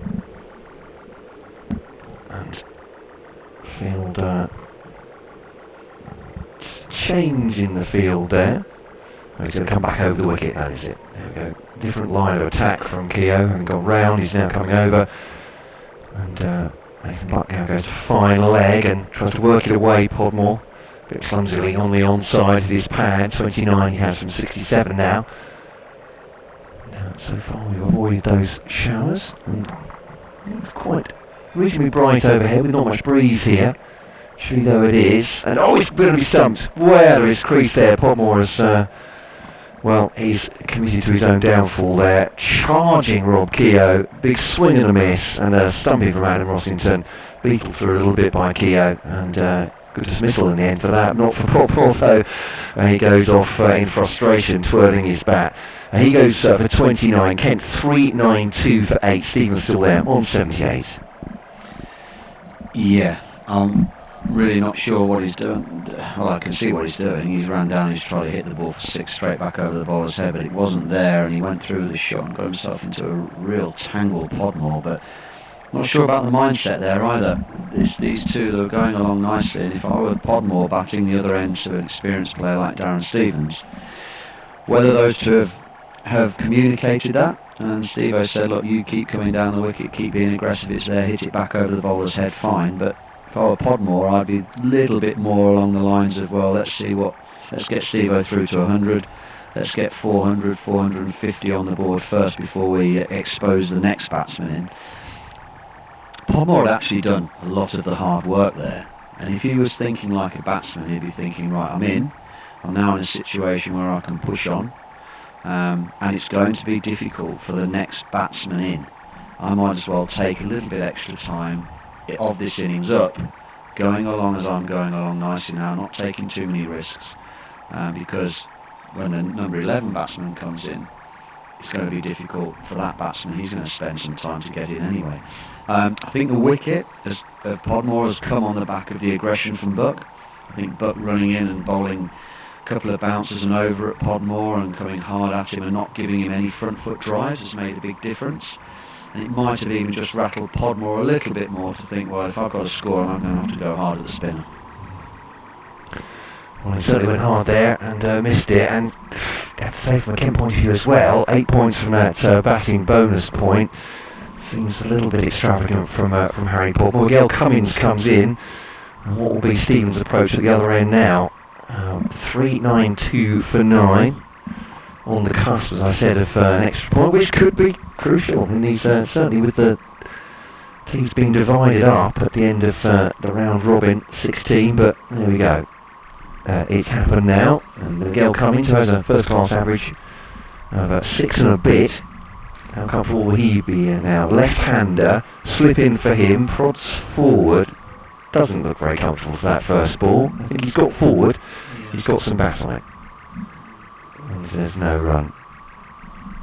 So I would imagine Darren Stevens said to him, just work these away, make sure you don't get out, I'll deal with the next over. Faster one from Keogh, turned round Cummings, he's turned almost a full circle. Russington has flat one stump, he was in his ground though, so not stumped. End of that over then, 3.92 for 9, could be an important wicket for Northamptonshire at this stage, with Podmore and Stevens looked like they were getting away with that big stand. Would it end up at 64 between the two of them? That ended this over. Podmore stumped Rossington, bowled Keogh 29, Darren Stevens 78 not out, Miguel Cummins yet to score. Yeah, I think now we'll see Darren Stevens. He'll have been in these situations many times before. Exactly how he plays it, and whether he trusts his partner at the other end to face a couple of balls at the end of an over, or whether he'll go hard from ball one.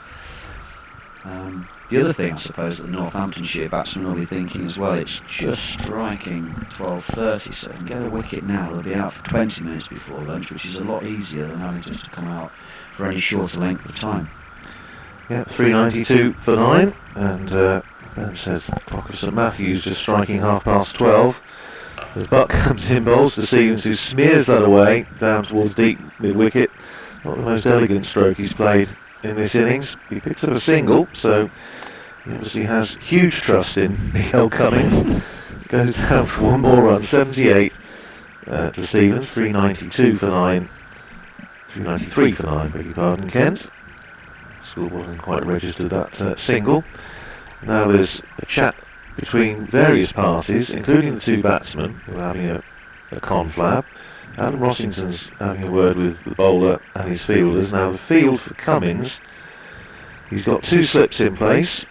He's got third man wide on the boundary, backward point, extra cover, mid-off, mid-on, mid-wicket, and long leg. Round the wicket goes Buck to the left-handed Cummins, who plays it with aplomb. It's a short ball, and he just dabbed it down on the onside very comfortably for 2 runs. And I think that probably says all you need to know about the pace in this pitch, or rather the lack of pace in this pitch. That Cummins was able to get behind that very easily, having just gone in. He picks up 2 to get off the mark, 3.95 for 9. Buck in his 23rd over, 3 for 73 so far.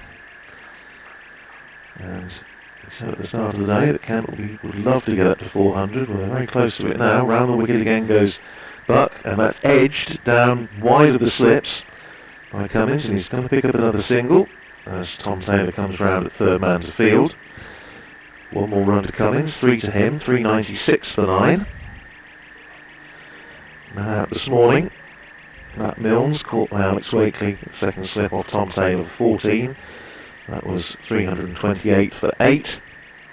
And then after that 64-run partnership for the 9th wicket, Podmore stumped by Rossington off Rob Keogh for 29.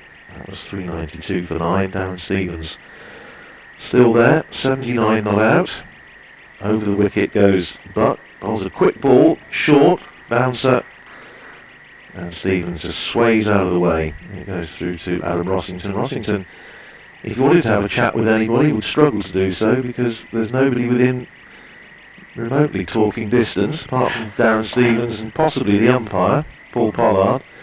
And he's got long leg on the boundary, third man on the boundary, cover on the boundary, extra cover fairly deep, mid-wicket fairly deep.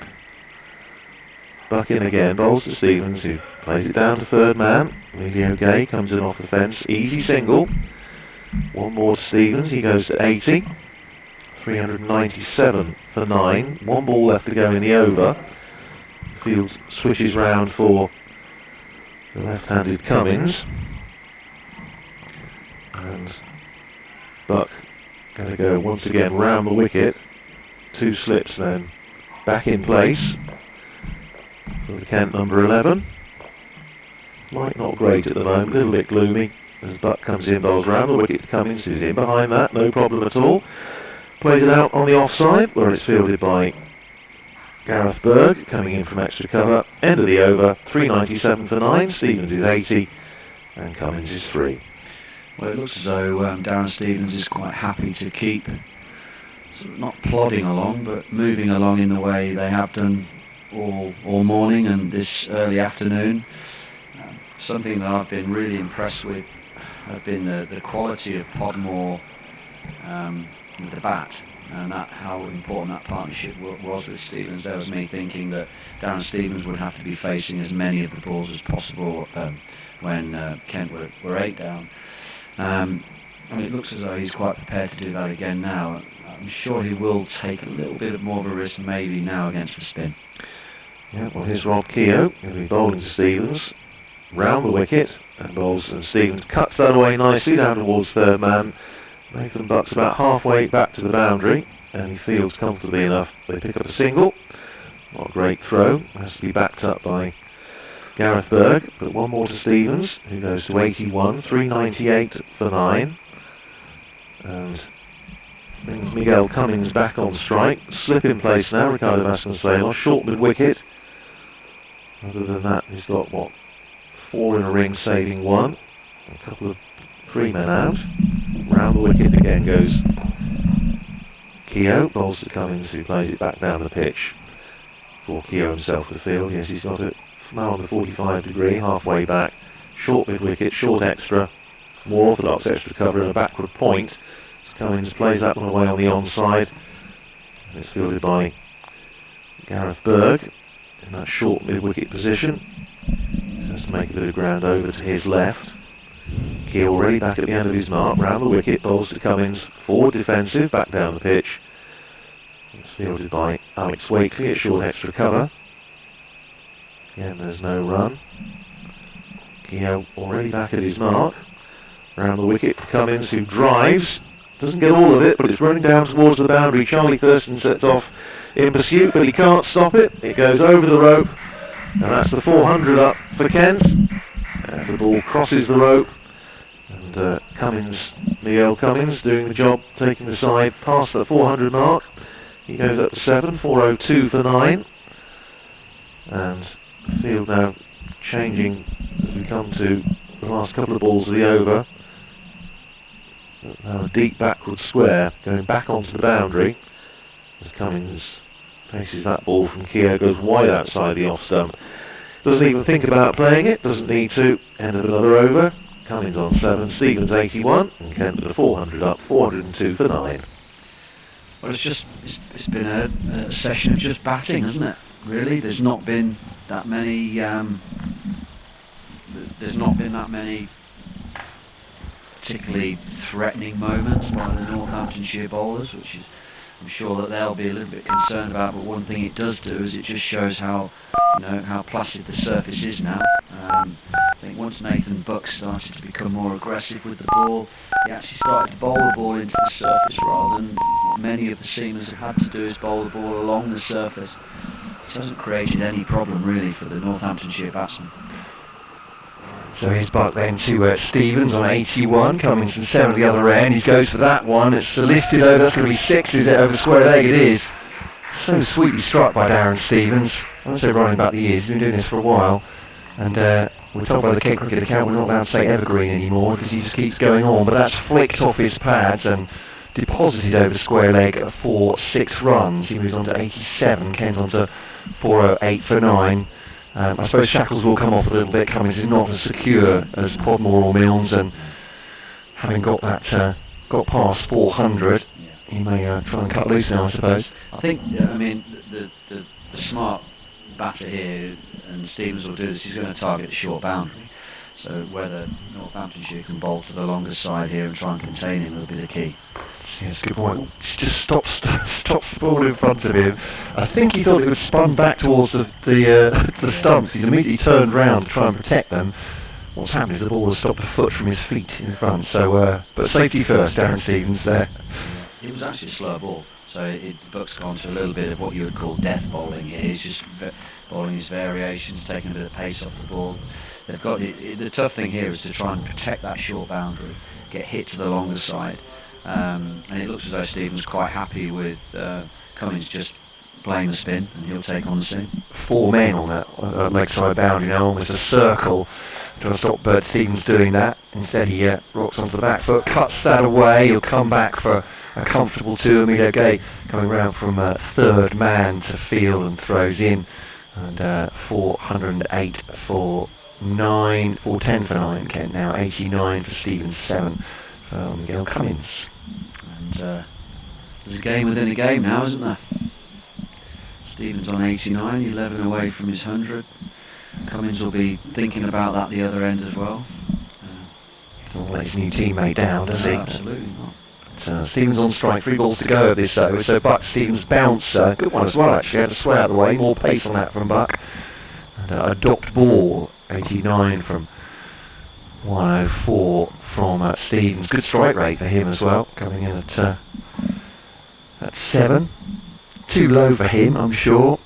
He's not, the bowlers, the rest of the bowlers aren't the only people that will be having a word in the coach's ear, I'm sure. He's found it easy to keep the scoreboard moving. He's found it easy to rotate the strike because Northamptonshire have given him a lot of singles. Yeah, there's a wide open space on the offside. That's another short ball. Did he get something on that, Stevens? He tried to flail that away. He didn't. But signal for the bounce for the over. Or is that 2 now? He said that's 2 short balls. 2, I think, isn't it? Now he tried to just ramp that over Rosington. And in comes the field now. They want to deny him the single at the end of the over. So clearly in their mind, as Darren Stevens is very much the danger man now, they want to get the Miguel Cummins if they can. 410 for 9. Kent 89, Stevens 7 for Cummins, and Buck with going at slip here. Yeah, it's interesting. I wonder if he has got another bouncer left, because no, he's going fly slip. Yeah. Because if he's got a fly slip in, I think he might bowl another bouncer here. There's 3 men out on the leg side, a fly slip and a third man. Be a double bluff, or we just keep it simple here, Nathan. But yeah, it's dug in there and it's pulled away by Stevens, and ironically he's hit it really hard, but because Gareth Berg has stopped it on the boundary, yes indeed they'll get a single and he'll keep the strike. So best laid plans and all that. Stevens 90, Cummins 7, end of the over. Kent 411 for 9 here at Northampton. On BBC Radio, Northampton BBC Radio Kent. It's the opening fixture of the season, 411 for 9. Yeah, you can see the intent, can't you? Intentions. I think Stevens, when he's on strike, he's going to look to be pretty aggressive now. It'll be interesting to see how he plays this over against the spin, because Cummins is capable of keeping the rest of the over out, you'd say, against Keogh. So whether Stevens just takes the run that's on offer, or whether he wants to try and look for the boundary earlier. There's some gaps for him, but not many now. Not now this field is spread far and wide. A new over started by Rob Keogh, bowling round the wicket to Stevens, who plays that back down the pitch, fielded by the bowler, and there's no run. Stevens 10 runs away from 100, he's faced just 107 balls, so he's made his runs in good time. Keogh round the wicket, bowls to Stevens, who looks to try and smear that one away in the general direction of deep mid-wicket. He doesn't get a hold of it, it just runs up to long on, where Emilio Gay fields, and they come through for the single. 91 to Stevens, 412 for 9, and Miguel Cummins is to be tested again by the off-spin of Rob Keogh, and the field changing around for the tail-ender, the left-hander, with a slip and a short extra cover in place. Bowls to Cummins, who plays that one down on the onside, fielded by Alex Wakely in at mid-wicket, and there's no run. 412 for 9, lots of arm swinging. Everybody fancying a bowl against number 11, presumably, as Keogh again bowls to Miguel Cummins, who plays that back down the pitch, fielded by the bowler, and there's no run. 4-12 for 9, it stays. He already back at his mark, bowls to Cummins, forward defensive, studiously, carefully and solidly, and it drops down on the offside. Gareth Berg has to come in from short extra to field, and there's no run. 4-12 for 9. Keogh's eyeing up an LBW here, I think. Bowls that one, just flights that one up, and Cummins, not to be tempted, plays it defensively back down the pitch, fielded by the bowler. End of another quick Rob Keogh over. Is there any other kind? 7 to Cummins, 91 Stevens, Kent 4-12 for 9. Well, it's quite apparent, and it comes from the slowness of the pitch, I think, and potentially at times the good areas, the decent areas that Northamptonshire bowlers have put the ball in. But as soon as Darren Stevens has tried to hit the ball too hard, he hasn't got any, decent contact with the ball or the result he wanted. When he's just stuck to purely letting the ball come to him and timing it and not getting too far ahead of himself, he's had loads more success. And I think that's something that moving forward the Northamptonshire batters will probably talk about at the change of innings, that there's no value in this wicket going hard at the ball. Just wait on some width, and if the Kent bowlers do stray on width, then they'll be able to put their hands through it, and that's the easiest way to score. I've fallen foul of the bonus point system. Thank you for your emails, many of you getting in touch today. Philip among you, Phil and Philip, and Dave as well. It's 110 these days, isn't it? It's the watershed for bonus points. So Kent weren't going for the final batting bonus points at that point. The door already closed on them. Thank you to you all for that. And I'll just keep an eye on the scoreboard. I'll do my very best. Thank you for that. Here's Sanderson now bowling to Stevens. Flicks it off his pads. He's definitely looking for a milestone though. He moves to 92. Puts Cummins on strike though with 5 balls to come. Otherwise,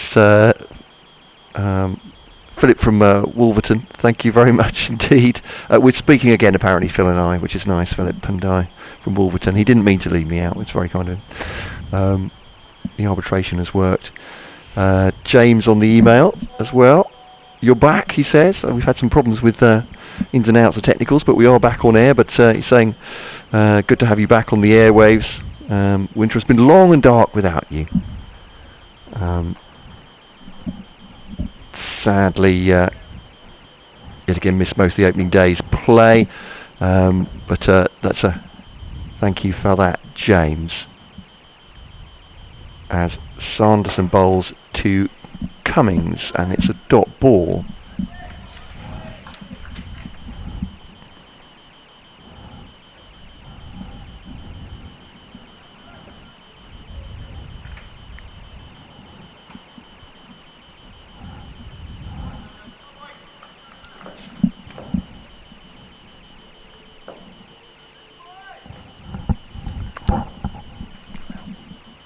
Sanderson round the wicket then to Miguel Cummins, defends it into the offside, and there's no run. Vasconcelos in a little half circle of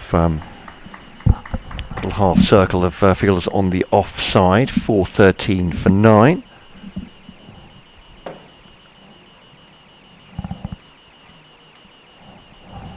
And just settling here. 2 slips in. And Sanderson pushes the ball into the offside. Vasconcelos fields there. Or is that actually might be Ben Curran? It is indeed. Well, he's playing a very soft pitch there. He's actually looking fairly comfortable, as the rest of the lower order batters have done here for Kent today. So Sanderson bowls to Cummins. Cummins back at the bowler, and there's no run.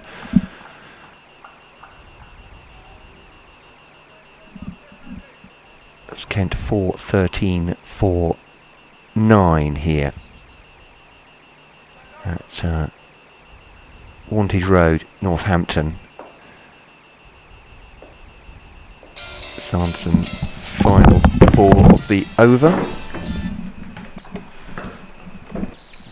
And this one goes out into the offside end of the over, and it's 4:13 for 9. Kent, Cummins 7, Stevens 92 here, and 8 away from his century. There are those individual milestones, but I suppose for Kent, notwithstanding Harry Portmore charging down the wickets who would get himself stumped, that really the order of the day is to stay up there as long as possible, isn't it? Make as many runs as possible this time around. I think so, yeah. The Cummins, that's the first run they've turned down. I think that last ball of that over there, he just tucked it into the leg side, and it's the first single from what I can remember anyway that they've turned down. So done a fantastic job to get this far, get over 400 without turning a run down, with Darren Stevens at the crease batting with the last 3 bowlers, lower order batters. Round the wicket, Keogh then to Stevens. Aggressive that one. It's absolutely zooming across the turf. In fact, Rob Bailey had to do a little bit of a fandango to get out of the way of it. At square leg, Vasconcelos throws in. In the end, they did he not take that single? They didn't get back to 2, did they? No, I was going to say. Stevens isn't that fast. I'm not making any jokes about his age, but he would have had to really go to get 2 out of that one. But no, stays on 92. Defends that. Back to the spinner, and there's no run. I'm wondering from Stevens' point of view, perhaps he trusts Miguel Cummins perhaps more with the seam bowling than the spin. I wouldn't have thought that would be the way forward. I don't think that's in their mind. Oh, little dab sweep there from Stevens. That is a gorgeous shot. I think he was going for the reverse originally. He was changing his hands, wasn't he? And then he's always played a hockey shot on that. Very fine. That's 4 runs. Yeah, it was very good cricket from both. Really, he went down. He got down to reverse sweep very early, and Keogh then pushed it down the leg side, and Stevens reversed his reverse and actually lap swept it for 4 down the leg side. So, as you say, that's lovely cricket all round, both batsman and bowler. This one he just rocks onto the back foot, makes himself a little bit of room and glides it out into the offside, but as Ben Sanderson feels there's no taking of the run there. 2 balls to go. 1 for 73 for Keogh. Is that more air? And Stevens does cut away. He'll take this single and no more. So it goes out towards Ben Curran on the offside boundary. So 1 ball for Cummins to face, and that's well farmed by Stevens in the end, really. I suppose just 1 ball to go for them to put pressure on Miguel Cummins, the Northamptonshire fielders. Yeah, I think he's once the scoreboard wasn't moving, I think Stevens decided to farm the strike a bit more and be a little bit more aggressive. Round the wicket comes Keogh. Fires that one in towards Cummins, who's very forward and very correct. Premeditated shot outside the off stump has just pushed that away. And that's the end of the over. Kent 4:18 for 9. About 10 minutes to go until lunch here. And Miguel Cummins 7 not out. He's done his average now, so he's... That's probably what Stevens was thinking. He's very close to his average here. I'm not sure how long he's going to last, but I think Darren Stevens earned the right really to control what's going on out there, hasn't he? He's shepherded with the other 2 lower order batters really well through today's session. I just think maybe Cummins, he is more suited. I think he's a lot more comfortable against the spin, because it's literally just get forward and play with a straight bat. There isn't any turn there to really threaten him.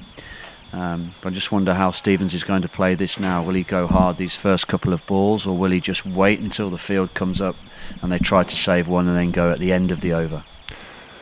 And I think for events happening away from Northampton here, we are going to come away from this commentary now. So thank you for listening for the moment. From me, Matt Cole, from Ben Smith, and from Andrew Radd. But the commentary will come to a halt right now here at Wantage Road.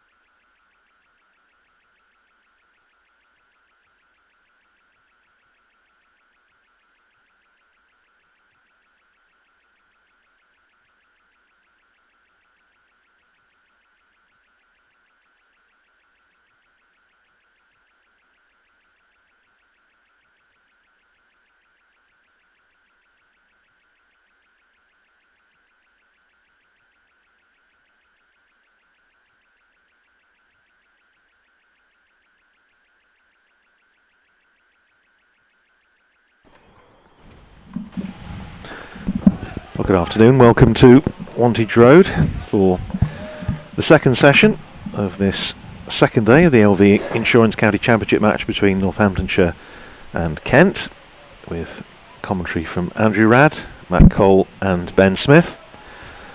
And we're just about to see the start of the Northamptonshire reply to Kent's 455 all out, with 4 slips in place, and Kent obviously looking to make early inroads.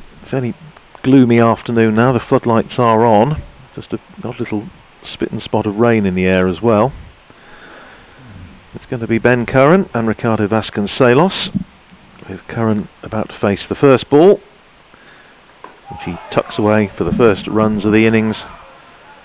He runs away down towards fine leg, and they pick up a single. So Harry Podmore taking the new ball for Kent.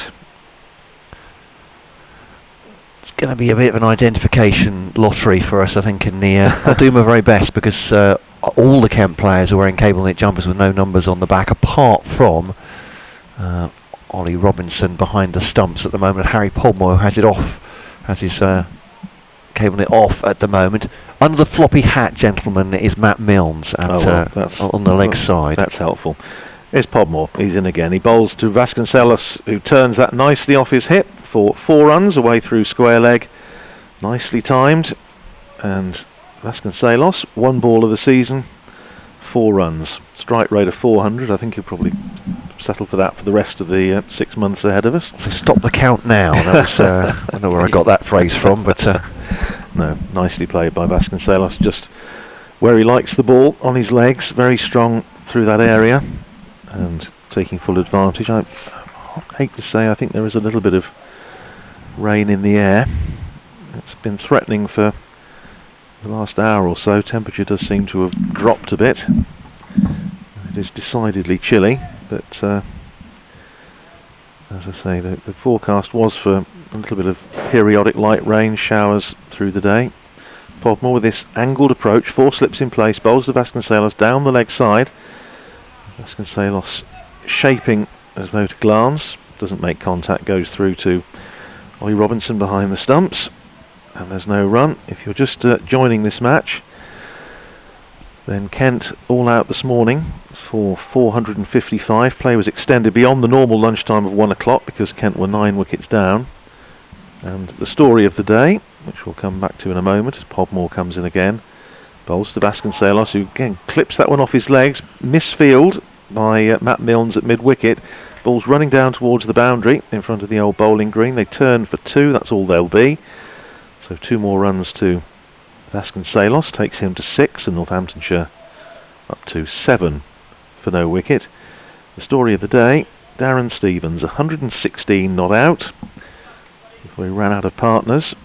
As I say, just about 3 weeks short of his 45th birthday. Played beautifully today.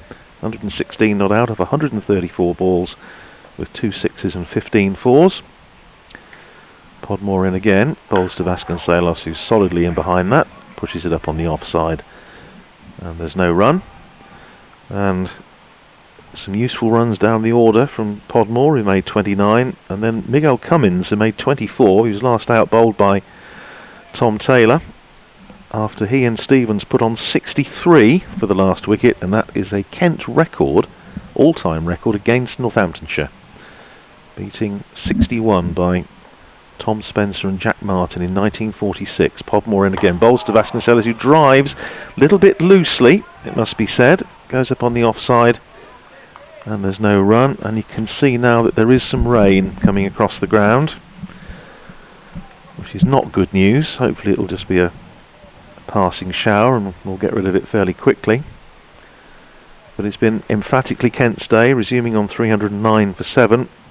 The talk at the start was if Northamptonshire could knock Kent over for 330, 340, they'd be well happy. Well, they didn't. Podmore in again, bowls to Vasconcelos outside the off stump, lets it go through to Ollie Robinson. End of the over, and Northamptonshire are 7 for no wicket. Tidy start there from Podmore. There's a lovely shot, the timing off his legs there by Vasconcelos. He really did let the ball come into his body there and just tucked it away nicely. And Curran will be glad to be off the mark. First ball as well. He's away now and off them for the start of a fresh season. It doesn't look as though even the new ball, the Kent bowler there, Harry Podmore, has been able to get any lateral movement on the ball. So it looks as though same conditions, pretty much the same for Kent as it was for Northamptonshire. And we'll just see how Darren Stevens backs that innings of his with the bat up with the bowling innings now. Well, here he is, a prolific bowler, of course, and took plenty of wickets. Kent's leading wicket taker in the Bobbleheads Trophy last summer, perhaps belying people saying that he could only do it in the early season on green pitches and against second division opposition. He certainly said proved that not to be true even last year, but conditions here, as you're saying, look good for batting, and he does just get the ball to nibble around a little bit. The Vicar of Dibbly Dobbly, as one of our press colleagues crowned him. It's a good stride on the front foot there by Curran, just punching the ball back up to mid-on, and no run. As you were saying, Ben, it's unlikely to get the ball to swing very much in the air, and in some ways I wonder if that's ideal. He's the ideal kind of bowler for this, but well, we'll halt that thought because they're immediately coming off, and as Andrew Radd said, there was rain in the air and it's got too much. And after just 7 balls of the Northamptonshire reply to Kent's 455, players coming fairly quickly off the pitch, trying to keep warm at the moment, and Darren Stevens obligingly, Grant Stewart runs off to get his jumper and to make sure that the senior member of the team is very warm before he goes off. It's like the dog going off to get the slippers. The dog's gone to get his slippers for the night. He's in the lazy boy in front of the fire. The dog's nipped and got the slippers for him. Stuart's gone and got his jumper and cap. That was very kind of him, wasn't it? It was indeed. It's blown in actually quite quickly, that, hasn't it? You're absolutely right. Icy cold rain, that is. Closing in now, and I assume that'll be us Radders for a few minutes at least. But okay, it is indeed, yes. It's not a very pleasant picture, but as soon as play resumes, of course, we will be back with you. But for now, in reply to Kent's 455 all out, Northamptonshire 9 for no wicket, and rain has stopped play.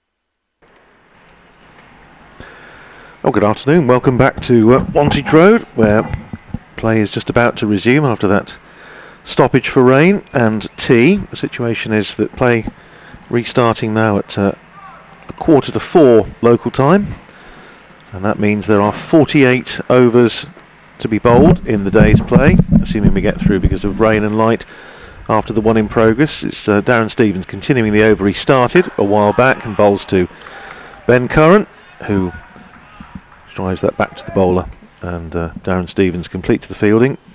Yes, Northamptonshire 9 for no wicket, with Ben Curran on 1, Ricardo Vasconcelos on 6, 2 runs for the no ball during the Harry Podmore over. And this in reply, of course, to Kent's 455 all out. Stevens in again, bowls to Curran, who just plays it on the onside. Can't beat the man at mid-wicket, and there's no run. 3 slips in place. That's the attacking field. Commentary here from Andrew Radd, from Matt Cole, and from Ben Smith. And Darren Stevens, of course, the story at the start of the day, with 116 not out off 134 balls, 2 sixes, 15 fours. And Stevens in again, bowls to Curran, who's on the back foot, plays it calmly back down the pitch, where Daniel Bell-Drummond, Kent captain, comes across the field, and there's no run. Yeah, it started to rain just after 2 o'clock, about 7 minutes past 2, and the players were then off the field for around about an hour and a half, but they've absorbed tea into that time, so we're not actually going to lose that many overs. But it is going to be a late finish if we get through. Stevens in again, bowls to Curran, who works that one away nicely off his pad. He's going to get a couple of runs here. It goes down towards the fielder running in from long leg. They pick up 2 comfortable runs. Curran to 3 and Northamptonshire to 11 for no wicket. Yes, that partnership, the last wicket partnership between Stevens and Miguel Cummins, as we were saying earlier, set a new record for Kent against Northamptonshire, all time 63, beating the record that had stood since 1946. And Matt remembers commentating on that, I'm sure. Yeah, absolutely. Yeah. Tom Spencer in and the 30s. Jack Martin. And there's Stevens again, bowling a good length ball right on the money, and Curran plays it back down the pitch. End of the over, of which lasted in all about an hour and a half, with an hour and a half gap between the first and the second balls. 11 for no wicket, Vasconcelos on 6, Curran on 3. It looks as though obviously the conditions haven't changed dramatically. Obviously there's going to be a slightly damp outfield, and Kent will be looking to keep the ball as dry as possible. They won't want any moisture getting in the seam to make it softer. But if ever there's conditions, I think, in this game now for the last 2 days to be bowling in, it's now, when the floodlights are on. That rain, that sort of icy rain, has passed, so it could be a couple of degrees warmer, just to see if they can get some sort of lateral movement through the air. But again, unless these Kent bowlers go really full, I think that's unlikely. Kent mostly in the cable mitt jumpers, which is obscuring their numbers. I'll do my best. It's a 3-pronged slip cordon with Ollie Robinson, the wicketkeeper. Jordan Cox is at 1, Zach Crawley at 2, Jack Leaning, I believe, at 3, just blowing on his hands with his Kent cap on, as Podmore bowls to Vasconcelos, just worked into the offside, or defended there. Grant Stewart, tell him by, he's got quite long locks now, Grant Stewart, through a lockdown. Someone accused him of having a mullet the other day. I'm not sure it's an accusation these days, because I'm told it's coming back. So it may be just he's at the absolute cutting edge of fashion, but as we discussed yesterday, that's I'm really not one to judge. It's what's lockdown has done to you, I think. It could well be. I can't comment on. I'm not qualified for that now. It's Podmore then coming from the indoor centre end now to Vasconcelos, and cuts this away, given some bounce, and actually got quite close to his body, but worked away beautifully, and that'll be 4 runs backward of square as Joe Denley runs away. Denley's at point with continuing the field. Daniel Bell-Drummond, the captain, actually just scratching his head. I don't think that's because of the 4, but just put his cap back on at cover. Grant Stewart at mid-off. Miguel Cummins, well, he was at mid-on. He's now standing next to Ricardo Vasconcelos at the bowler's end, just looking at the footmarks there, seeing where he might bowl. And Matt Milnes then is under the white floppy hat on the leg side, and Darren Stevens at the moment, collar up. Kent cap has mellowed to a light brown colour or dark brown colour from the blue down at long leg. Podmore then, yeah, 15 for none.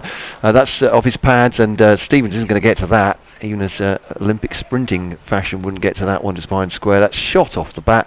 It's 4 more for Vasconcelos, and goodness me, they're going at quite a rate here. We're talking about Kent perhaps going at T20 style at the end of their innings, but this over is disappearing. None for 17 off 9 balls now, Podmore has. I noticed that swung, but that was very full, and obviously to the left-hander it started outside leg, swung, pitched a long way outside leg stump. It's actually a fine shot, because to have the balance and to be able to make contact with that ball and play it just in front of square. But then again, it does also show how slow the pitch is, and I don't think it's going to get quicker, is it? Not in this temperature. I still haven't said cold yet. In context, anyway. You did very well, I have to say. It's a bit like playing Just a Minute, isn't it? Avoiding those words. Here comes Podmore to Vasconcelos. Just drops it into the offside, fielded by Denley, and there's no run. Joe Denley, very agile fielder at a point. You could tell when he was throwing it was just a little bit damp, the ball, was a little drying going on. Jack leaning to Beltran, relay up towards Grant Stewart's wearing a full jumper. He's an Italian-Australian, so I'd imagine, I don't want to make generalisations, but probably this temperature's not the greatest for him. Here's Podmore on into Vasconcelos. Similarly, has just run through third man, and that'll be 4 runs, and outside of the bat, but control kept low, and 23 for none. And this is a bit of a nightmare over for Podmore. I think we saw this, didn't we, at stages in the Kent innings, how balls in good areas, batters have just played with soft hands, not gone too hard at the ball, and it has ran off, and it's down to that third man area again. A lot of runs down there already in this innings. 12 off the over, I think, now for Podmore. 1 to come, none for 21. Interesting to see what Stevens does, wobbling the ball around for me. I think he's just got that bit of guile which you might need on this pitch to winkle batsmen out. But it's a fairly varied seam attack. No left armour. Freddie Clarkson left out of the 11 for Kent, outside the off stump, and that will be left by Vasconcelos fairly easily by the left-hander in the end. And Northamptonshire 23 for none in reply to Kent's 455 first innings total, which contained that century from Darren Stevens, and he'll be bowling the next over from the pavilion end. Yeah, I think Podmore's just struggled there. That's been a little bit scattergun, that over. I suppose he's trying to go as full as he can without giving these 2 drives, but I wouldn't be too concerned about that. I'd rather, if I was captain here, I'd rather that my bowlers be being hit down the ground rather than square of the wicket, just so I could get, I know the bowlers are trying to get as much out of the air as they possibly can. Stevens starts a fresh over and bowls to Curran, who works that away nicely away through mid-wicket. He's going to get runs here. The outfield's obviously slowed up a bit with the rain, and a great chase down towards mid-wicket. Managed to claw the ball back, and Harry Podmore then in a relay throws the ball back in, so they pick up 3 more to Ben Curran. He goes up to 6, 26 for no wicket. This Northamptonshire's new opening partnership, certainly David Ripley, the head coach, flagged up before the start of the game that this was his preferred opening pair. 2 left-handers who get on well off the field, and this was the discussion we were having yesterday about partnerships who actually like each other. Stevens in again, bowls this time to Vasconcelos, is on the back foot, plays it out into the covers where Joe Denley fields, and there's no run. And David Ripley saying, I think they wouldn't be the tallest opening pair you've ever seen, but this is the pair that he thinks is the right one to go with, at least in the early stages of the season. He made one other observation, which I'll come back to in a second, as Stevens comes in and bowls to Vasconcelos, who turns that one away off his legs. He's going to get more runs here, heading down towards the boundary. Another long chase for Harry Podmore. He's not going to cut it off. It crosses the rope in front of the indoor school, and Rob Bailey signals 4, so Vasconcelos up to 22, and this brisk start by Northamptonshire continues. 30 for no wicket in the 4th over. He said they have so much going for each other, going for themselves as a pair. He said the only thing that would make it absolutely ideal was if you had one right-hander and one left-hander, which of course they're both left-handers, but this is what David Ripley feels is the right pair. Emilio Gay, who opened last season, is in the side. Interesting to see who comes in at 3. My guess is probably Charlie Thurston, who did bat 3 for a time last season, very successfully. And then of course Alex Wakely and Emilio Gay. Then we come to Adam Rossington as Stevens comes in and bowls, and Vasconcelos again turns it away just in front of square. He's only going to get a couple of runs this time. Podmore comes round from long leg to field. Didn't quite time that one, but a couple more. 2 more to Vasconcelos. He's 24, 32 for no wicket. Adam Rossington picked up a knock on his finger whilst keeping wicket towards the very end of the Kent innings. Haven't heard yet as to the extent of the damage. Hopefully it's nothing serious and he'll be able to bat in his preferred place, but he looked to be in a certain amount of discomfort in the very closing stages of the Kent innings. Let's get an update on that later. Stevens in again, bowls to Vasconcelos, who's forward, runs it down just behind square on the offside. They turn for one, they think about a second, but smart bit of fielding again by Joe Denley, and they settle for the single. One more to Vasconcelos, who's up to 25, and Northamptonshire 33 for no wicket. 1 ball to go in the 4th over, so it's almost T20 scoring rate, isn't it? They've certainly made a good fist of this reply so far. Conditions, I think, a little bit brighter than it was certainly half an hour ago.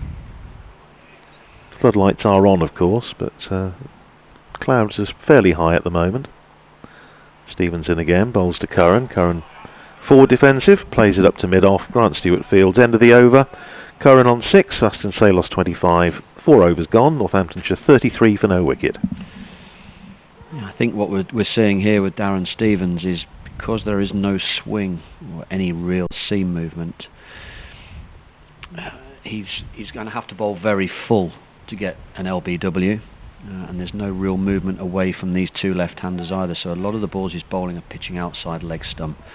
So the 2 left-handers are going to find it relatively easy to play through the leg side. I think they've just got to make sure that they're right on the money with their left eye over the off stump, knowing which balls they can leave when Stevens does actually push one across them, because I think that's the only real danger ball he'll bowl now. So here is Podmore then, short sleeve shirt from the football ground end. Bowls now to Vasconcelos, and outside the off-stump, he's taken full advantage of that. It's a great stroke as well. Cover drive. That's shot past Daniel Bell-Drummond. He's probably no further than a yard away from his right hand. Absolutely no chance though at the covers to get that, and goes away. It's a question for the Kent captain, Daniel Bell-Drummond, who's now official vice captain. So when Sam Billings is away, and that's quite a lot of the summer for Kent, he's the man in charge. Very calm Daniel Bell-Drummond. Doesn't get overexcited by much, but absolutely lives and breathes every ball of the cricket as well. A real cricket scholar. Goes over to Grant Stewart. Oh, Stewart's just drying the ball. No word then. Back to bowler Harry Podmore. All plans in place. He's not going to panic and go and talk to the bowler right now. Slight change in the field. There's some he's pointing. Arms being pointed, yeah. But no one's moving. So maybe it was just a vague gesture. He's come around the wicket, so that'll be the indication, I suppose.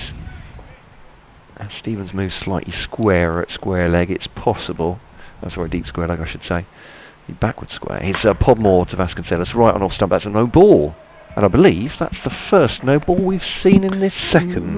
Oh, there we go. Which was wasn't paying attention. Well, no, it was nothing in the first innings, but Podmore bowled one in his first over, which I must admit I don't think we picked up, and I don't think the scorers did either, but it has been confirmed. I think it was about the second ball of the innings, the one that Vasconcelos turned away through mid-wicket for 4, I think it was the second ball of the innings. It was apparently a no ball.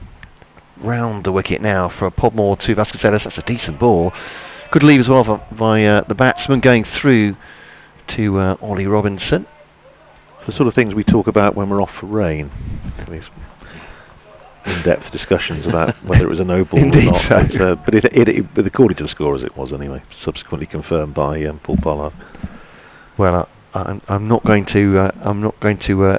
You've been very kind not to mention that I spent a lot of the rain break in my car thawing out. So you've been trying to protect the innocent, Andrew, saying about discussions, but outside the off stump, left again by Vasconcelos. Probing line, but Harry Podmore, but too wide to really threaten the left-handed opener. 29 from 19 from Vasconcelos. Good strike rate. 6 for Ben Curran, who's faced just 9 balls so far. So 3 slips in still. As from the start here. Joe Denley at point.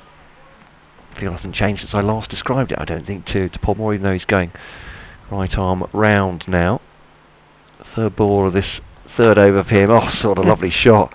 Given a bit of width, a bit of bounce. Vasconcelos has absolutely creamed that through the offside, backward of square. The ball is bouncing off the railings, it's bounced off the gravel. That's not going to help for Kent in terms of any shine that's on the ball. Vasconcelos will hope it's gone into a gutter with some rain in it as well.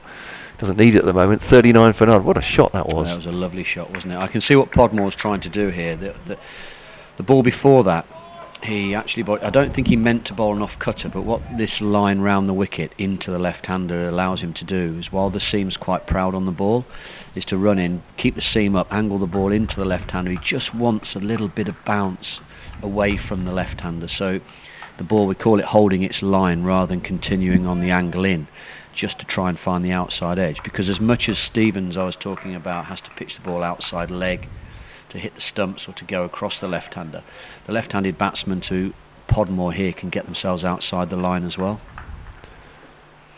So here is Harry Podmore then.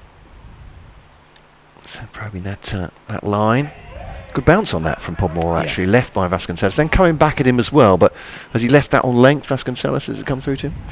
Potentially, yes. I think you can do. Funnily enough, batting from this end, it has looked as though the bounce has been more consistent and a better bounce, a little bit steeper, whereas we've seen Sanderson bowling from this end up the hill, a bit more slingier than Podmore, but it did stay low a little bit more batting up that top end, I thought.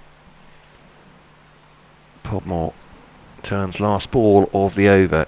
Northamptonshire 43 for 9 bowls to Vasconcelos. Defends it off the off stump, and that is the end of the over. Podmore, ugly figures, none for 31. Probably don't perhaps give him credit for what he's done so far in terms of trying to discomfort the batsman, but Stevens number 12 from his 2 so far. 43 for none, Northamptonshire reply to Kent's 455. Looks a good pitch to bat on this one, and I suppose the Northants players will be keenly aware of that, Ben, that they're coming out with a big score from their opposition, but they need to knuckle down and do the job themselves. Yeah, this bit of moisture we've had might actually have worked in favour of the batters. It might have just made the pitch skid through a little bit more rather than holding up just very slightly. Yeah, I think at the moment I think Mumbai Indians were 80 off 10 in the first IPL game today. Challenging it. Oh dear. Darren Stevens in bowls to Ben Curran, who plays it up on the onside, and there's no run there. I won't get you onto that, Radders. I was going to ask you what your take on it would be. Do you think Mumbai will get CSK today? This is the county championship, which is far more important, as we know. 3 slips in place for Stevens, looking for the breakthrough. In fact, terrific start by Ricardo Vasconcelos in particular, to lay down his marker at the start of the season. Was recipient of a 5-year contract at the end of 2019. And Stevens comes in, bowls to Curran, who's just taken by surprise a little bit by that one. It just looked to move away a touch, bounce a touch maybe as well, but whichever way, it went off the thick outside edge, wide of the slips, and ran down to the third man boundary for 4. So Curran into double figures, he's 10, And Northamptonshire 47 for no wicket. Not quite sure where that one came from, Ben. Well, just looking at the replay, that's again pitched outside leg. It's going sort of just past off stump, but Curran didn't really get into that. That was a full length ball, really needed to get in and behind it, and the extra bit of bounce because of the fuller length has done him off the pitch there. He was just out in front of himself a little bit, but I think that's what Stevens is looking to do here: bowl a tight line but take it all away from the left-hander, purely because there's no movement for him into the bat. But I should have said RCB, sorry, not CSK. Not sure what you're talking about, but CSK, RCB. Stevens in again, bowls to Curran, takes a step down the pitch, which he does from time to time. It's one of his little idiosyncrasies of Ben Curran. Plays it down the pitch, and there's no run. Yeah, Ricardo Vasconcelos, I think 5-year contract's not particularly common in Northamptonshire cricket history, but he received one at the end of 2019 after making his debut for the club in 2018. Had a terrific start to 2019 until he went and damaged himself playing football up at Chesterfield on the outfield and missed the rest of the 2019 season. Stevens in, bowls to Curran, who's beaten, caught behind, I think. A big appeal. No, he's not. He's not. Not out, says umpire Rob Bailey. It was a terrific delivery from Darren Stevens, who in his follow-through and starting the celebration almost got down as far as Ben Curran. It was a very confident appeal, but not out, says umpire Rob Bailey. Have you seen the replay there? Yes. What do you reckon? He walked at him, and it's nipped away nicely, and he's just played inside the line. Okay, well... Yeah. Now, whether it did clip his back pad on the way through, I'm not sure, but the angle was quite great. I've not seen a ball seam as much as that this game yet. Well, another success for Stevens. He's in again, bowls to Curran. This time Curran solidly in behind it, plays it up on the offside. Man there on the drive, at short extra, and there's no run there. Yes, so Vasconcelos, as I say, having a terrific time at the first half of 2019, then injured. Missed the rest of the season, came back last year, got a few starts without getting a big score, but had a terrific game here against Glamorgan, which we'll come back to in a second. The Stevens comes in, bowls to Curran outside the off stump, lets it go through to Ollie Robinson. End of the over, 47 for no wicket. Curran's 10, Vasconcelos 33, and in the Bob Willis Trophy match against Durham here, he was brought in as captain of the side, Northampton's 87th first-class captain, and as Adam Rossington was ruled out through injury. He also went behind the stumps because he can keep wicket. He scored 58, took 7 dismissals and led Northamptonshire to victory, which was actually the only game in the Bob Willis Trophy they won last year. So that's a game that I'm sure Ricardo will remember for a long time. Yeah, and maybe it becomes a team he's confident against and has a lot of success against. There was a conversation we had at some stage on air yesterday about enjoying certain grounds you play at, enjoying facing certain bowlers, and that might be one of them now for him. Especially you seem to get those, they seem to start cropping up early on in your career. Give it 2 or 3 seasons and then you find out, I've actually done well against that team for the last 2 or 3 years. I'm looking forward to playing them again. Well, Northamptonshire do play them, of course, they're in the same Group 3 of the Championship this year. Northamptonshire will be playing them here at the County Ground, also at Cardiff, so a couple of games I'm sure that Ricardo will be eyeing up. It's Matt Milnes with the headband on, replacing Harry Podmore at the far end. 47 for none Northamptonshire, and he bowls to Vasconcelos, no ball. A decent one actually across the left hander, kept quite close to the off stump, and Milnes has improved. He's got a little bit quicker for me in the couple of seasons he's been with Kent, and more accurate as well, but overstepping on that occasion, according to umpire Pollard at the far end. 47 for none, former Nottinghamshire man. Just heard from Andrew Radradders there, dismissing all talk of the IPL, but we know how cock-a-hoop he was when the Northern Warriors won the T10. It's too long, isn't it? 20 overs. Here comes up Milnes to Vasconcelos, turns it into the onside. 49 for none. He won't tell listeners that, but we know. He's got all the swag back at home. He's got the Warriors bedspread. Somewhere Warriors thermals probably today as well. I've got Jim Watts' autograph. That's all I need. I have a horrible feeling it's raining again. There's a little bit of drizzle in the air. Yeah, it looks a bit hazy out there. 49 for none. You can see if it's starting to get a bit hazy and drizzly over Kingsthorpe, over to our north, that's usually where it's going to come from. Very light though, isn't it? Yeah, it's just a little bit of drizzle. Well, they stay on. There's Milnes, bowls to Vasconcelos, and solidly behind this one, runs it up in fact to mid-off with the pace of the ball. It's fielded by... Is that Poplar? Has he got his jumper on now? Looks like it. I think it might be, yeah. Right shape. Goes over to speak to Daniel Bell-Drummond to get the ball back and drying it. Philip's been in touch on the emails. Thanks for this, Philip. And a stat about ageing centurions. He said the oldest man to score a first-class 100 since Darren Stevens is since P.D. Duval, aged 46, for Eastern Transvaal against Western Transvaal in the place beginning with P that I can never pronounce. Potchefstroom. Oh, raps on the pad. Big shout from Matt Milnes. They are all up. And Milnes looks somewhat disgusted. He's more or less cheek by jowl with Ben Curran and his follow through. Wrapped on the pad. We have, well, the batsman's back is to us, so not a clear view of that. What do you make of that one, Ben Smith? Pitched outside leg. Pitched outside. There we go. Yeah, I think so. Well, that's as simple as that. It's going to be extremely difficult. And the left-hander, yeah? Yeah, I think so. And I think the umpires will... I'm not saying just go to that. That will be their go-to. But unless the ball is really full and the batsman's caught on the crease and even hitting sort of back pad, it's going to be very difficult to get an LBW at the moment with the ball not swinging in. Milnes to Curran, defensive into the offside.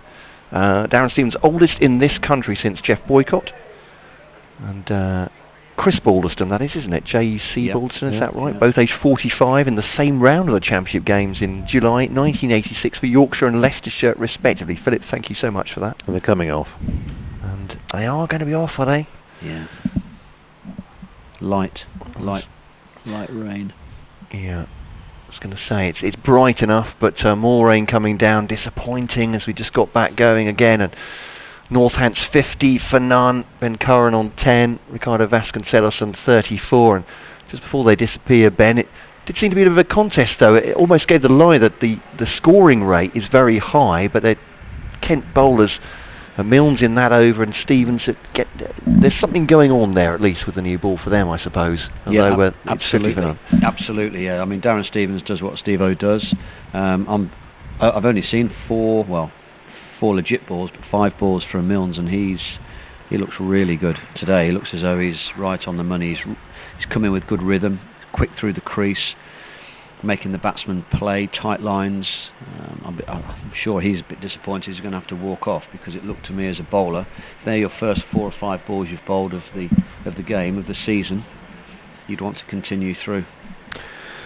Well, it's drizzling here at Wantage Road. Looking at the weather radar that we have up here, that there is a bit of it about, possibly a little bit more, but I don't think there's anything particularly heavy on the horizon. It's just a question of how much of this we get, how long it goes on for. I think Matt made the point earlier about the lack of wind, and you look at the flags on the indoor centre now at the far end of the ground, absolutely limp. There's just no breeze at all, and that's perhaps not a particularly encouraging portent, but nevertheless we shall hope to get some more cricket for you in the not too distant future. For now, though, with Northamptonshire 50 for no wicket in reply to Kent's 455 all out, from Andrew Radd, Matt Cole and Ben Smith, we'll leave you for now and come back as soon as you've got any action to tell you about.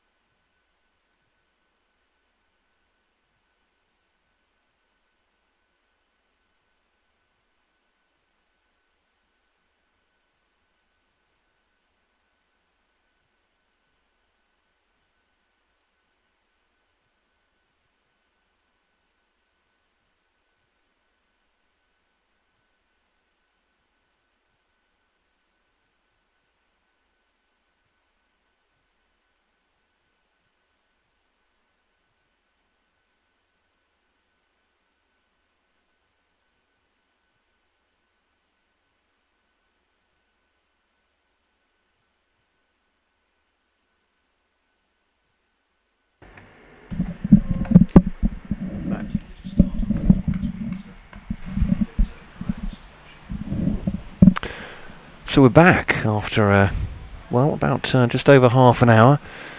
34.2 overs remaining over the day, theoretically, as long as there are no more weather interruptions. It's Northamptonshire 50 for none, a reply to Kent's 455.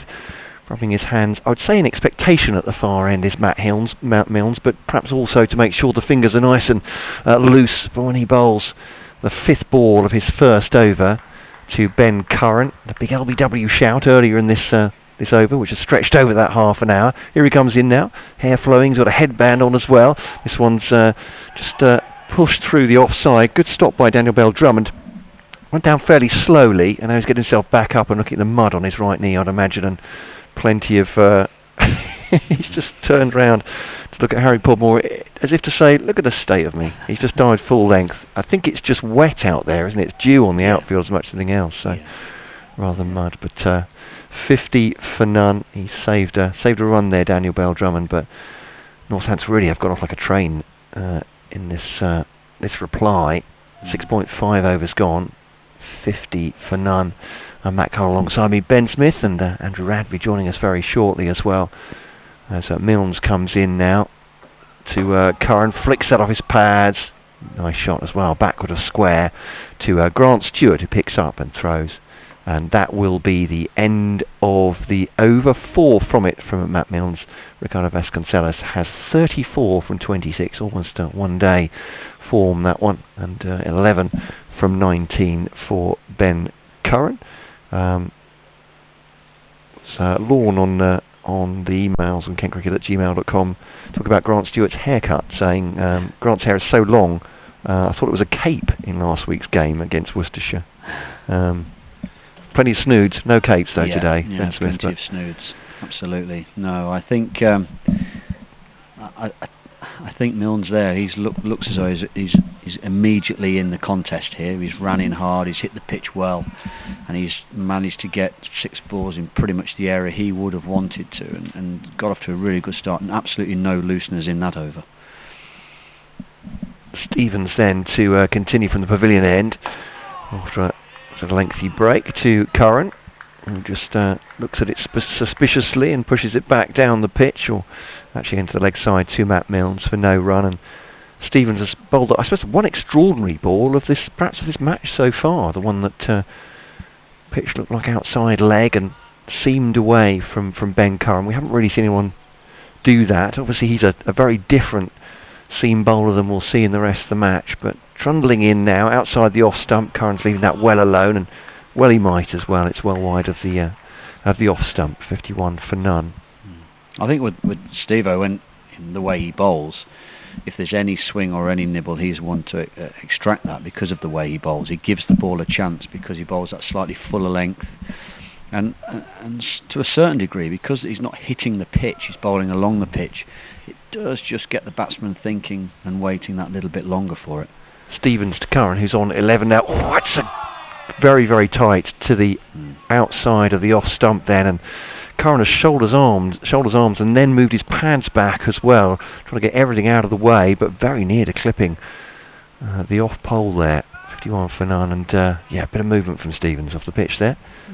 A little bit, but Ben Curran is not making any strides either towards the ball. He's not batting either forward or back here. He's playing from the crease. Stevens once more over the wicket to the left-hander. Oh, it's a lovely shot.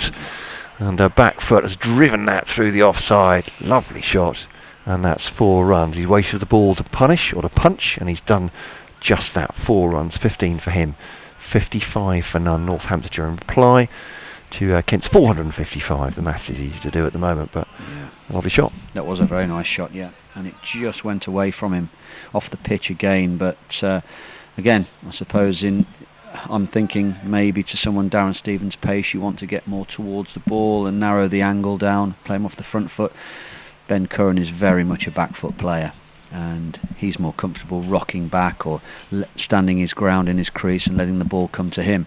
So the bowler really hasn't got a great room for error here on the short side, but you can be slightly fuller if you're going to veer on the side of caution, I think. Well, it's going to be Darren Stevens who's going to resume the attack from this pavilion end. 55 for no wicket, Northamptonshire. Stevens in. Bowls to Vasconcelos, good ball. And Ben Curran, beg your pardon, who just plays that one up on the offside. And there's no run. 3 slips in place for Stevens. Backward point, short extra cover, mid-off, mid-on, mid-wicket. And man down on the long leg boundary, about 10 yards in. And floodlights certainly taking an effect now. There's not a lot of natural light about, it must be said. And Stevens comes in, bowls to Curran, who's struck high up on the thigh pad as he looks to turn that away on the onside. And there's no run. End of the over, 55 for no wicket. Curran is 15, Vasconcelos is on 34, Ben. Yeah, I think it's one of those starts really here where I'm sure that Northamptonshire, yes, looking at the scoreboard, will be really happy with how they've gone. You take that one poor over of Podmore out of the equation, and Kent have started really well with the ball. Again, we spoke just off air slightly, but there really isn't any margin for error for the bowlers, and there hasn't been for the last nearly 2 days now in this game. Right enough. Matt Milnes about to start his second over. First over went for 4, and he's bowling to Vasconcelos, who's on 34. 3 slips in pace. Vasconcelos drives nicely, times it pretty well. Half stopped by Harry Podmore at mid-off. Batsmen think about running on the misfield, but remembering what they were told at school, any run on the misfield if there's 1.5, that's what I was told at school anyway, they decide against it. Vasconcelos having a little bit of gardening. He's on 34 off just 28 balls. Terrific start from him. Ben Curran in support so far, 15 not out. And bowling from the indoor centre end. Here's Milnes, and that's a handsome drive by Vasconcelos. There are going to be runs here, there's going to be 4 of them, as he just hits that one a little bit wide of Podmore at mid-off. Went through the gap at extra cover, runs away to the boundary in front of the what used to be the yellow seats. They're now white, like all of the seats around the ground in front of the old county hotel. Beautiful shot from Vasconcelos. He's 38, 59 for no wicket. Yeah, that was a lovely shot. Really held his shape through that, and the difference between that shot and the shot before, very similar deliveries. That one he showed more of a full face through that extra cover area between the cover point, who's quite the cover, the fielder at cover, Bell Drummond. He's actually quite square, and mid-off he threaded the needle, as it were. Yes, beautiful shot. Still the 3 slips in place. Kent, of course, with runs on the board as Milnes comes in, bowls to Vasconcelos, who plays an almost identical stroke, and it's running up towards the boundary. It's going to cross the rope now, and that's 4 more to Vasconcelos. Just went, I suppose, what, 5 yards squarer maybe of where it was before, of wider of where the previous ball went, but pretty much similar ball, very similar shot. Beat the fielder. Possibly didn't time that one quite as well. It took longer to get to the rope, but it still crossed the boundary. Yeah. And it's another boundary for Ricardo Vasconcelos, who moves to 42, 63 for no wicket. It hadn't actually. It wasn't actually that bad a ball. I think, if, like I said, if you're going to veer on the side of not so much caution, but you're going to make an error of line. It wants length. It wants to be slightly fuller than it is shorter. And I don't see Milnes, that ball there, it wasn't really a long half volley. It was just really well played by Vasconcelos. He just waited a little bit longer for that, and I think that's why he didn't have the length on the ball to really climb into it like the shot before. He just timed it, stroked it up through the extra cover. Plus, I think the outfield will be slightly slower now with this sort of like the drizzle that's sitting on the surface. Yeah, it was interesting, the conversation between the umpires and Daniel Bell Drummond. We'll come back to in a minute. Round the wicket goes Milnes, bowls to Vasconcelos, hits him high again, fairly high up on the pad. The angle means he's probably going to be unlikely to get an LBW, and Paul Pollard says not out. 63 for no wicket. Now, they were talking when they were on about going back out at 4:45, a conversation with the umpires down below us with Daniel Bell Drummond, and they made it very clear that the ground staff would be going round a couple of times with the rope around the outfield just to try and get it as dry as possible. And they also said, there's a bit of drizzle in the air. If it starts to get heavy, we will come off. And I think they need to be absolutely clear, so that everybody knows where they stand. Vasconcelos backing across, plays that ball from Milnes up to mid-on, and there's no run. You have to be fair, of course, to the fielding side. It's not easy bowling with a damp ball. Does give a little bit of advantage to the batsman. It's not raining at the moment, so the cloud looks fairly high, but there's just a little bit of drizzly stuff around. Hopefully it'll stay away. Still 32 overs to go, so we could be on overtime tonight, chaps. As Milnes comes round the wicket, bowls to Vasconcelos, who's solidly forward. Textbook forward defence goes up to mid-off. End of the over, Vasconcelos 42, Curran 15, Northamptonshire 63 for no wicket. Yeah, Vasconcelos continues to go along on his merry way pretty aggressively, you would say, looking at the scoreboard, but he hasn't taken any real risks. He's lent on anything that's just been slightly full. That's one thing you can say about the Kent bowlers. They haven't bowled many back foot shots. So they did. Podmore over was a little bit both sides of the wicket. Very difficult to set a field, especially with the new ball. First or second over of the innings, you're not going to have any defending fielders to the new ball. But since then, I think they've brought the batsmen forward, or they're definitely trying to. Curran is difficult to get out of the crease and come forward, and I'm thinking Stevens will look to do that this over. As he bowls now to Ben Curran, back down the pitch. Daniel Drummond picks up on the run at cover. 3 slips still in there. Jordan Cox and Zach Crawley with hands in pockets. Jack leaning, his arms folded with hands up under his armpits to keep them warm. Dave on the email just talking about that, saying quite amusing to watch the hands and pockets in the slips routine. Hands out in the final strides of run up, then straight back in as the ball hits the bat. More synchronised, he says, than the Northants effort. There we go. We're not getting style points, I don't think, yet in the county championship. This next one is pushed away from the wicket again. Curran defends it. 15 for him. Vasconcelos 42. Northants 63 off 9 and a bit overs. I mean, this is not bad for a power play in 50 over cricket, is it? You'd be feeling pretty good, Ben, wouldn't you, at this point? Definitely, yeah. You're looking like none down after 10 and you're going over a run of ball. It's Stevens then to Curran. Waits for that one. It's a little slower delivery by Stevens like almost, yeah. Just taking even more pace off. Yeah, it looked like it was just a little bit of pace off. I think Stevens he's trying a few tricks here. He's trying to get the ball to stay straight, bowl it sort of middle and leg if he can, hitting off stump, and then he'll just go slightly more across the left-hander. I'm sure he wants him to try and just play in tight and then maybe just have a little go at one outside that off stump. Stevens then to Curran, and leaves that outside the off stump, carries on just outside, probably 5th stump line that one. Michael from Horling, Rochester. Afternoon, Michael, on kentcricket@gmail.com. Apologies if you've already discussed it, but your audience may be interested in the rules for the county championship this season. It seems as though we'll need calculators after the first round of matches. I was going to say 'twas ever so, but I don't think we'll quite be reaching for the net run rate at this point, Mike. But here's Stevens outside the off stump. Curran leans forward and there's no run. I saw a graphic of how the qualification worked last week, which was completely wrong. I was looking at it thinking, no, because it indicated that the winners of Group 1 and Group 2 headed straight, rather than Division 1 and Division 1, go straight through to the Bob Willis Trophy final. That's not the case, if you're wondering about that. That came from an official source as well. Causes some amusement, or befuddlement, probably to most of us. Drive from a flourish. That's a beautiful shot. Cover drive. Darren Stevens, hand to chin.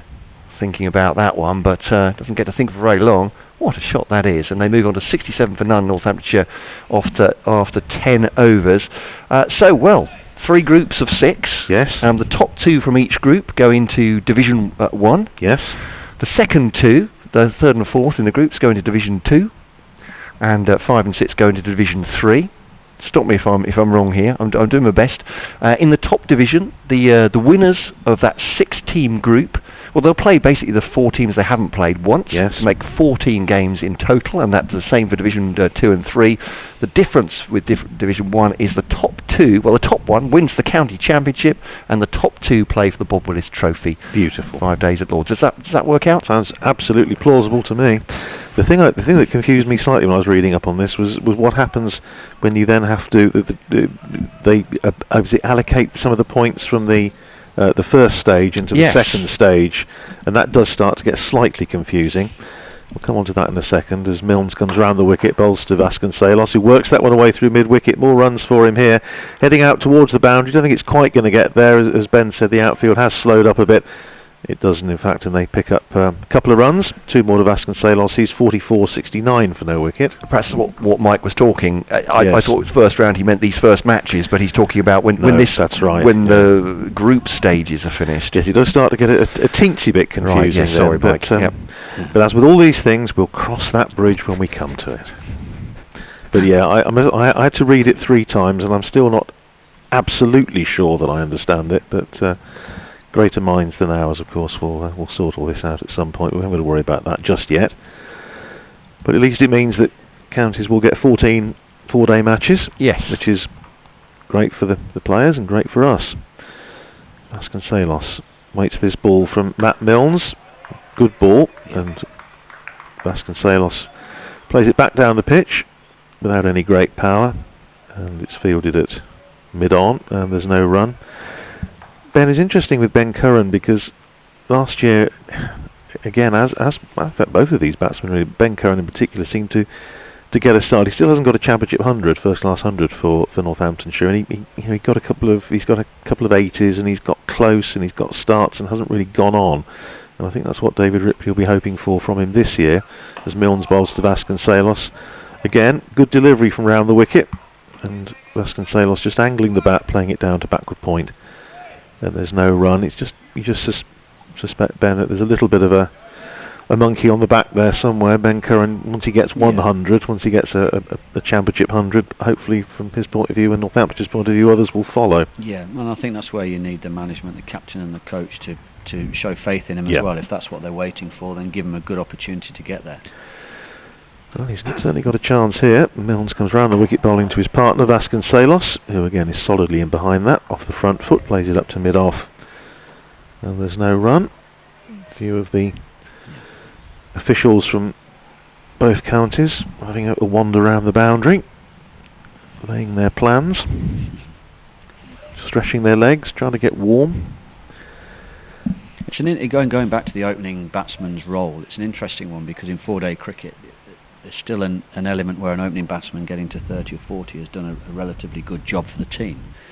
Milnes round the wicket again, bowls to Vasconcelos, plays that down into the covers. Thinks about a single, but good bit of fielding by Daniel Bell-Drummond, and there's no run. However, for the individual and then for the team on 1 in 4 or 1 in 5 sort of like innings, you'd like to think that batter would go on and make quite a big impact on the total.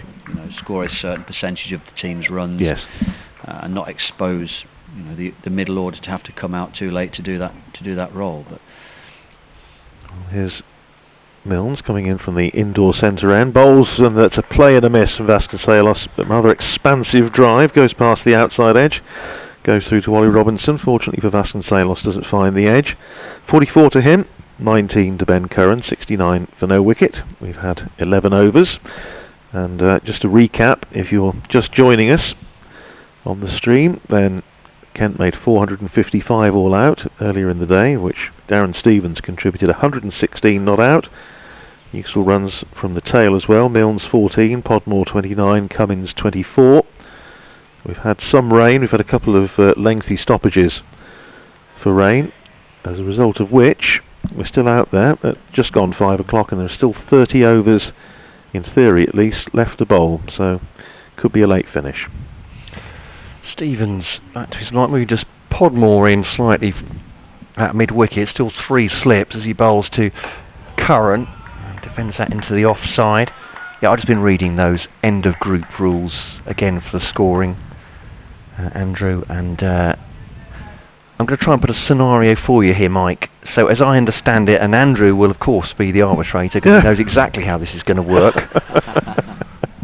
So, as we expect that both Kent and Northamptonshire will qualify from this group, we obviously expect that. So, given that, here comes Stevens bowls to Curran, full length, and defends it into the offside, and there's no run. 69 for none, Northamptonshire.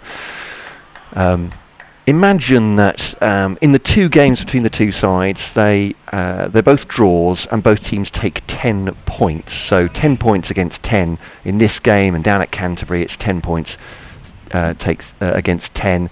So basically those 20 points that Northamptonshire and Kent will both accrue will go into the final stage as a start, if you like. Ooh, this one's flicked down off his pads by Curran.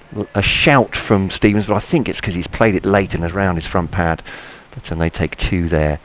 Does that make any sense at all? So yes, the points between these 2 sides. Say it was 2 draws worth 10 points each to the sides. They take 20 points each, and that's where they'd start. Yes, that's where the table would start. The sense being, I guess, that this is the toughest. That would then be the toughest game you played in your group, and you're top of that group. So if you've taken 20 points from Northamptonshire, well done, and the same for Northampton against Kent.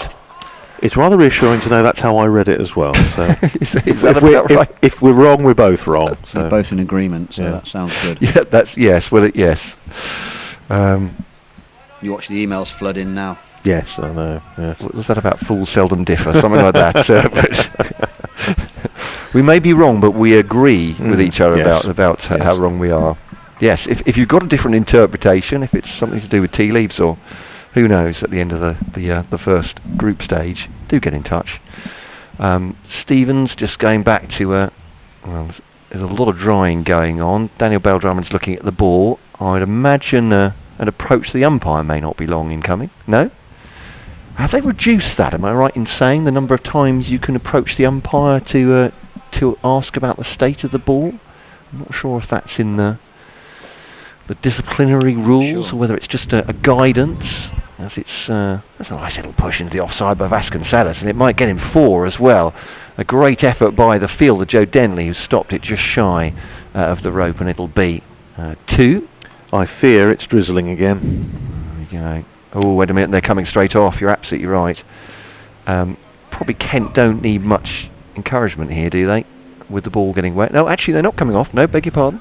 I thought there was a movement, but it was just coming to his mark. No, I think they've. It's not much. You can just see it against the dark windows at the far end of the indoor centre. You can just see there's a little bit of drizzle in the air. It's not much, but. It's light enough to stay on, though, don't you think? Now they're on there. Now they're on and it. Yeah, I think that the issue is possibly, as we were discussing earlier, the fact that the umpires had said to Daniel Bell-Drummond, if it starts to get a little bit heavier, then we will come off, because they have to obviously be fair to both sides. Stevens to Vasconcelos now. Full length delivery left outside the off stump. Good lead through to the wicketkeeper, and that's the end of the over. 74 for none. Another email from George. KentCricket@gmail.com. You may remember, if you were with us yesterday, George said, my email yesterday predicting Kent would win by 100 to 150 runs. They should have declared, he said. There we go. He's planning how Kent are going to win this by 100 to 150 runs, but typical ECB planning, he says, play 4-day cricket at the start and the end of the calendar year, so whoever completes the most games will progress, in my opinion. In this format, George from Romney Marsh. I mean, there is a problem with that, isn't there? There is. Interrupted games. I think that's a major issue, which especially with this format, I guess, as well. Yeah, which is perhaps one for another day. But there are all sorts of this was cricketing issues as well, which I'm sure Ben would care to comment on, particularly when you say about we need to encourage English spinners, so you play county championship cricket at the times of year where they're least likely to have a role to play. Yeah. That's always a big debate, isn't it? What competitions are played at what stage of the season and in what formats. Well, here's Mark Milnes starting a fresh over and bowls to Ben Curran, who's on the front foot, plays it up to extra cover, fielded by Daniel Bell-Drummond, and there's no run. I know the shorter formats are preferred to be played in blocks, which does make sense, I suppose, just logistically as well these days, the amount of effort that goes into putting those competitions on.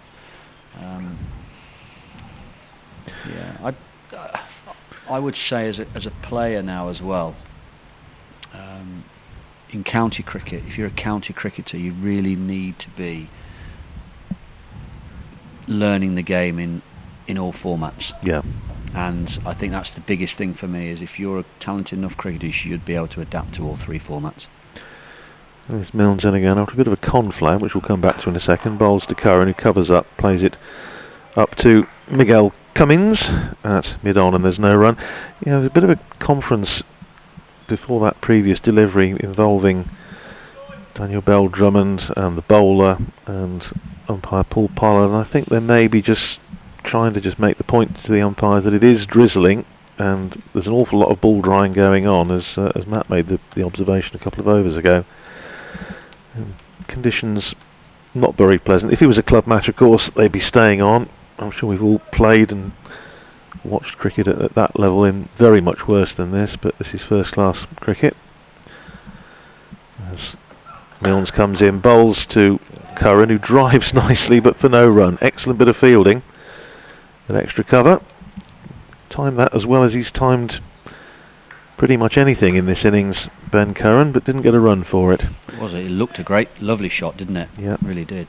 He got into it really nicely, and I think that's something I'd like to see Ben Curran do more, especially on this sort of like placid pitch where he's not going to be challenged too much on the back foot, because he is a back foot player. I think he wants the bowlers to bowl short to him, Ben Curran does, but just maybe set himself up to get a bit more of a stride in. Stevens is challenging his front foot defensive shot every single ball he bowls at him, but it's working so far, and what, why change that unless he starts to become a bit unstuck? There's no need to change.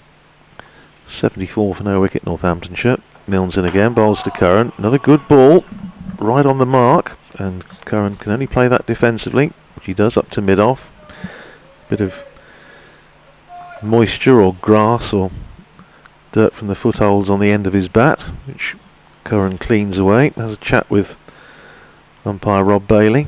The rain's not any heavier than it was, say, 5 minutes ago. It's barely visible, but it's just a little bit of damp in the air.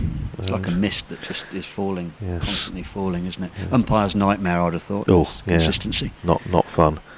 Milnes in again, bowls to Curran, beaten outside the off stump. Good ball from Milnes, bounced a little bit on him. Yeah. Just the odd one, and again, you made the observation, Ben, it's the odd ball from that end, isn't it? From the indoor centre end, just bouncing a little bit more than much from this end, from the pavilion end, and that one just climbed a wee bit on Curran. He did well, he kept everything out of danger, but good challenging delivery from Matt Milnes. He's bowled well last couple of overs. He's running well, hasn't he? He has. I've been impressed with him this first spell of his. Well, here he is running in again from that far end, and bowls once again to Curran, who plays it back down the pitch, goes on the bounce to Milnes, and his follow through. End of the over, 22 to Ben Curran as a maiden from Milnes, 22 to Curran, and Northamptonshire 74 for no wicket. And the deficit at present is a mere 381. It's always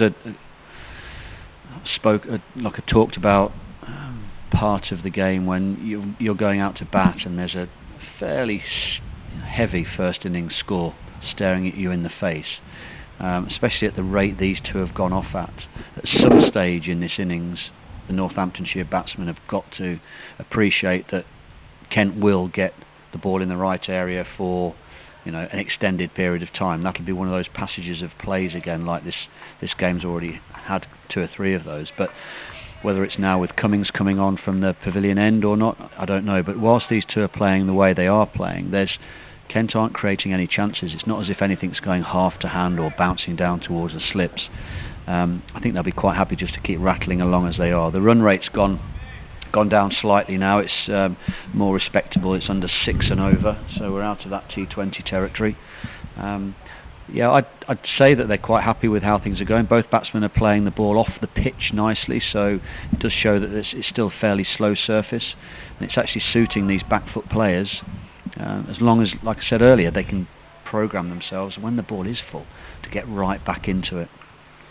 So Miguel Cummins will bowl his first ball for Kent now, 41 on his back, the West Indies international, to Vasconcelos on 46. Now bouncer, and it's taken on, hooked away, down to long leg. Excitement straight away as Matt Milnes fields, and they come through for a single. Vasconcelos just holding the base of his back there. Not sure if the twist maybe loosening himself up. Yeah, he's just going through some calisthenics, but yeah, it's quite a start to his Kent career. Decent bouncer as well. It's under his nose, but really well taken on as well. Kept low. It's great that though, isn't it? Fast West Indian bowler. Runs in, first ball is bowled for Kent's a bouncer.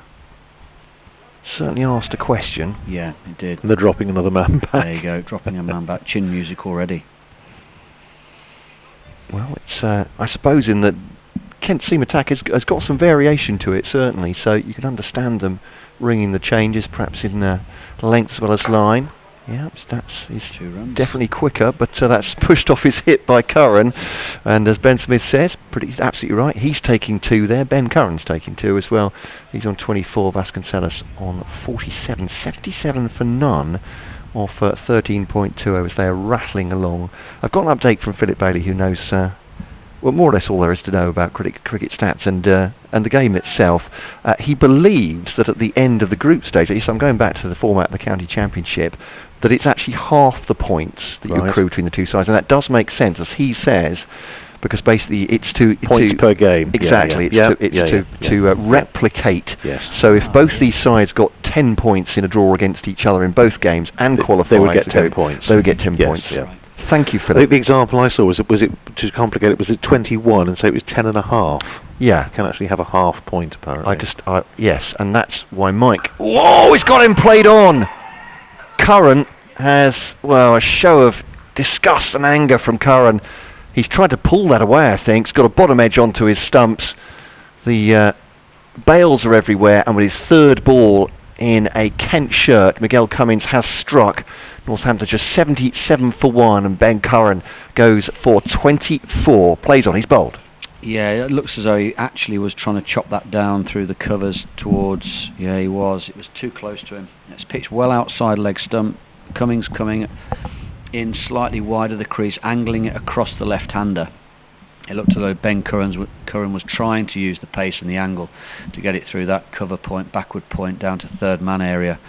Bat was at 45 degrees, horrible sort of position really, especially on a slow pitch, and it's just caught the under edge and he's played on. Unfortunately for him, we've seen a few balls just miss the stumps in those scenarios, but unfortunately for Ben Curran, that's found the target that Cummins really wanted. But again, change of bowling.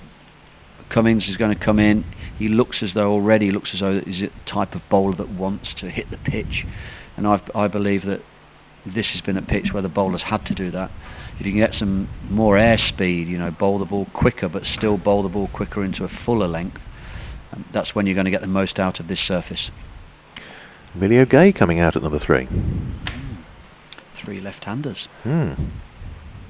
So yeah, he'll come out having taken a fantastic catch and taken a wicket as well in the Kent innings. 455. Young man really emerging, I suppose, into the Northampton first team last year, is that right? Yes, that's right. He made his debut, first-class debut in the last match of 2019, which was the match down at Gloucester, which was rained off very largely, which meant that both Northamptonshire and Gloucestershire were promoted into Division 1 for 2020, which of course didn't happen. And he didn't actually do anything. He didn't bat or take a catch or bowl or anything like that. But yeah, he came into the Bob Willis Trophy side last year. As I say, he struggled a wee bit at first, but played very well against Glamorgan in winning that match. And he's certainly very highly thought of in the Northamptonshire ranks. And David Ripley as Ben said, it's important with young players that you show them a bit of confidence and back them, and that's precisely what David Ripley has done. So Miguel Cummins has struck for Ken, but Northampton have got an absolute flyer to start this. 77 for 1. Cummins 1 for 3 then. Vasconcelos 47 from 41 balls. has looked imperious at times. So Amelia Gay now facing Cummins' bouncer to welcome him. Again, although that's not as accurate as his opening ball there, Adders, he's a bit livelier pace, I think, than we've seen with for any other bowler in this match so far. So, which is why Kent have signed him, obviously, for the first part of the summer. And to be frank, I think a lot of that was to do with the 5 wickets he took for Middlesex against them last season, when he did look a little bit different from anything in the Kent attack, and so they've added him. Emilio Gay survived that bouncer outside the off stump. Good carry from Cummins as well through to the wicketkeeper, and there's no run, and comfortable lead for Gay as well outside the off stump. And he's going down on his haunches, the young batsman, doing a bit of gardening, adjusts the batting helmet, the maroon batting helmet. Get rid of a few nerves. I was going to say there's a lot of more twitchier players than Emilio Gay, but yeah, he's going through the motions here. He's adjusting the thigh pad, I think, more gardening. Just every cricketer's different, aren't they, in the way that what they do between balls to keep themselves focused, to perhaps clear the mind before the next ball comes in. Cummins to Gay outside the off stump, shoulders, arms, through to the wicketkeeper, and no run. End of the over, 77 for 1, first wicket for Kent, but Northamptonshire have made a great start to this reply to 455, particularly Ricardo Vasconcelos, who has 47. Emilio Gay yet to score. Yeah, already we've seen an extra yard of pace in that over from any other bowler in the game, so it'll be interesting to see how the Northamptonshire batsmen react to that, especially if Cummins does have a well-directed bouncer. I'm sure he's going to look to push these two left-handers back and test them, see if they want to try and take on his short ball, and then go hard into length, bringing them forward. What I'd suggest that he's probably going to go back of a length, the odd bouncer, and then sort of hard into length. So what I mean by that is he's going to push the batsman back and then not give them a half volley, not go full and straight, but bowl that ball into the pitch to try and find the outside edge. 2 slips in place as Matt Milne starts his 5th over, bowling to Ricardo Vasconcelos. In behind that, plays it up to mid-on, and there's no run. Vasconcelos 47 not out off 41 balls. It will be interesting to see, assuming he gets the chance, Vasconcelos facing Miguel Cummins, because there's one thing maybe that last year one or two of the opposing sides felt about Ricardo Vasconcelos. It was that if you do bowl it a little bit short, obviously he's a fairly diminutive individual, and they just felt that maybe the short stuff might be the way to go against him, as Milnes bowls good length to Vasconcelos, who works it into the onside, fielding at mid-wicket, and there's no run. And certainly in the first Bob Willis Trophy match of last season at Edgbaston against Warwickshire, Ollie Stone, former Northamptonshire bowler, of course, no love lost though on that occasion. He really ran in and bowled, gave Ricardo, let's be honest, a bit of a going over, a bit of a working over. He came through it okay, but battled his way and got a few runs, but certainly a feeling that may be a profitable way to bowl at him. Milnes bowls round the wicket to Vasconcelos, works it away again on the onside. Now to Grant Stewart, who comes in off the boundary in front of the main scoreboard. No ball called by umpire Paul Pollard. I think that's something like the 4th, 5th of the innings. Been a few. 48 to Vasconcelos, and Northamptonshire up to 80 for 1 as soon as the no ball is registered on the scoreboard. And now Emilio Gay is going to face Matt Milnes. The innings of Gay's I was talking about against Glamorgan last year, 77 not out of 145 balls to win the match. He played the anchor role, where Charlie Thurston in particular went out and played a much more attacking innings, 64 off 66 with a couple of sixes, and it was Gay who really anchored the innings. Northamptonshire chasing just over 190 to win, which they did fairly comfortably in the end. Here's Gay facing this ball and plays it back down the pitch to Milnes. The usual oohing and ahhing when a new batsman's out there. Just try and get into his head a little bit. 3 slips in place, backward point, extra cover, mid-off, mid-on. deep square. Grant Stewart with his hands in his pockets in front of the main scoreboard, and Miguel Cummins also down on the boundary just behind square. As Milnes comes in over the wicket, bowls to the left-handed Gay, who steers that one away just wide of gully, and he's going to get his first run, just a single. And he's off the mark, which will make him feel a lot better, I'm sure. He's won an 81 for 1, Northamptonshire, having just lost the wicket of Ben Curran, who once again, Ben, got a start. 24 off 40 odd balls and didn't go on. No, he will be disappointed. He looked, I'd like to see him. I mean, obviously it's an important when you're batting to concentrate on the very next ball. Milnes coming round the wicket to Vasconcelos, who clips that one away past square leg. That's 4 runs and that's his 50. Well timed. It was in the air for a little while, but perfectly safe. Applause from his teammates for Ricardo Vasconcelos. 52 off just 45 balls with 10 fours. So, as Matt was saying, it's been a rapid start by Northamptonshire. Vasconcelos very much leading the way, and showing just why Northamptonshire rate him sufficiently highly to give him a 5-year contract.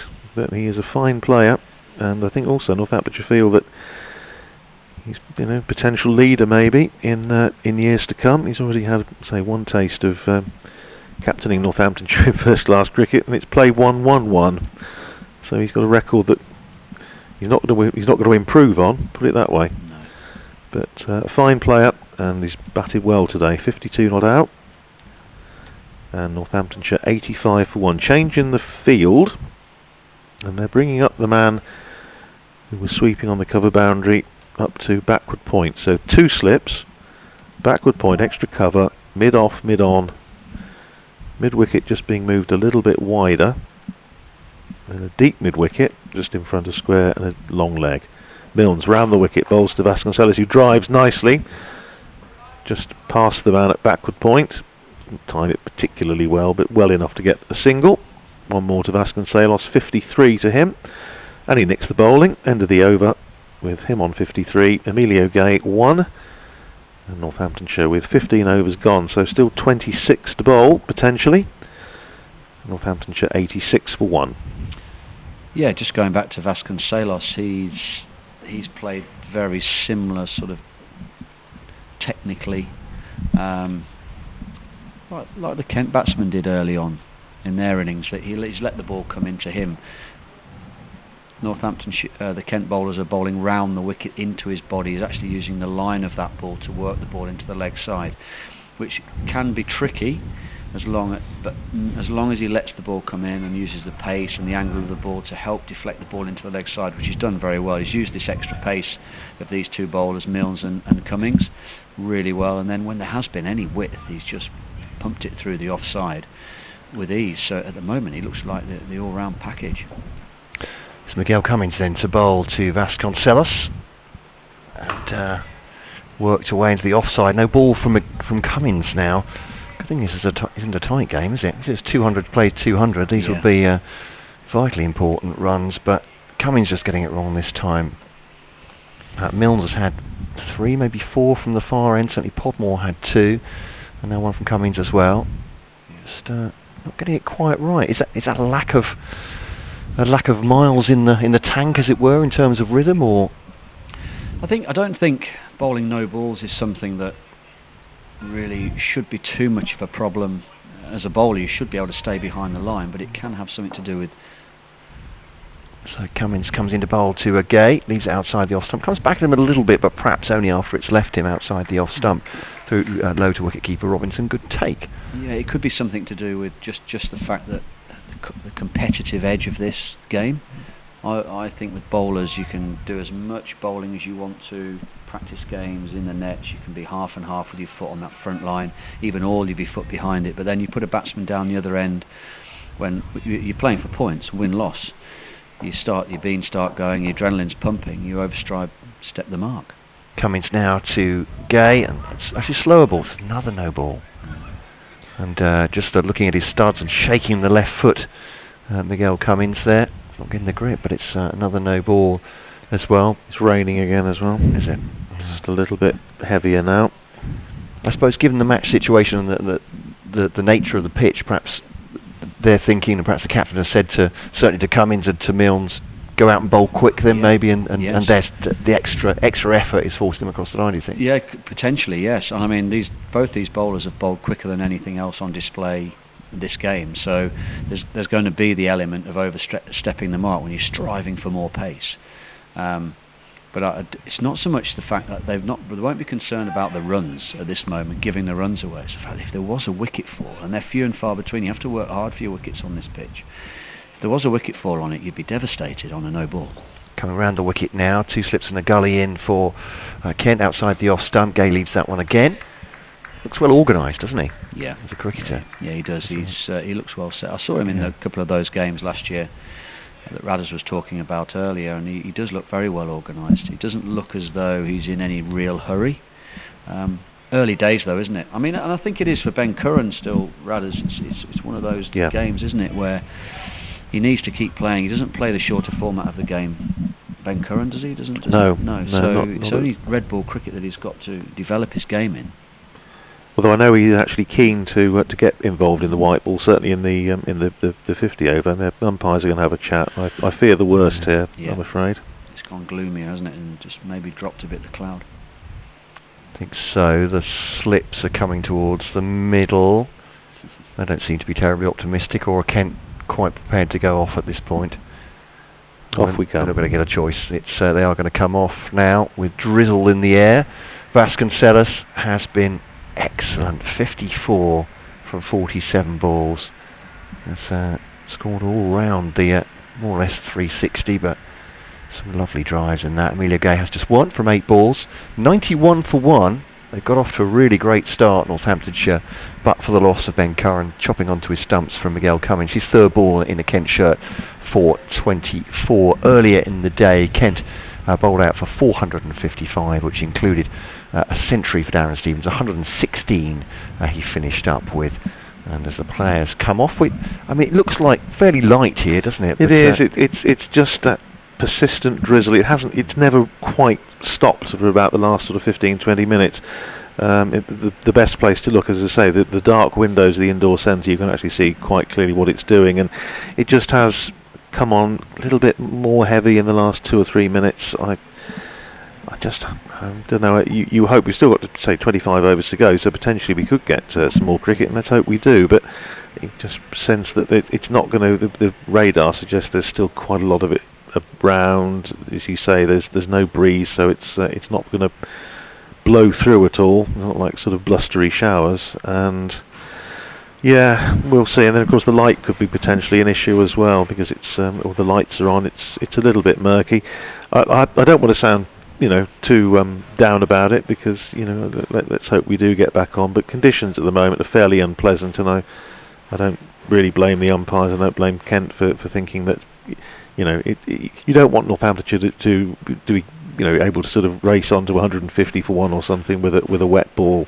Where your bowler's not able to get a proper foothold. Umpires are we say they're in such a difficult position, especially when the weather's like this. It's not as though it's hosing down with rain; it's just drizzling. But they've got to try and be fair to everybody. It's very, very difficult to please everyone, but they've got to be fair to both sides. And conditions are probably at this moment not fit. And probably this drizzle that's been constant over the last hour might just be slicking up the pitch a little bit as well, but I think they've also got to keep one eye on the fact that you don't want the wicket to get too wet over a period of time.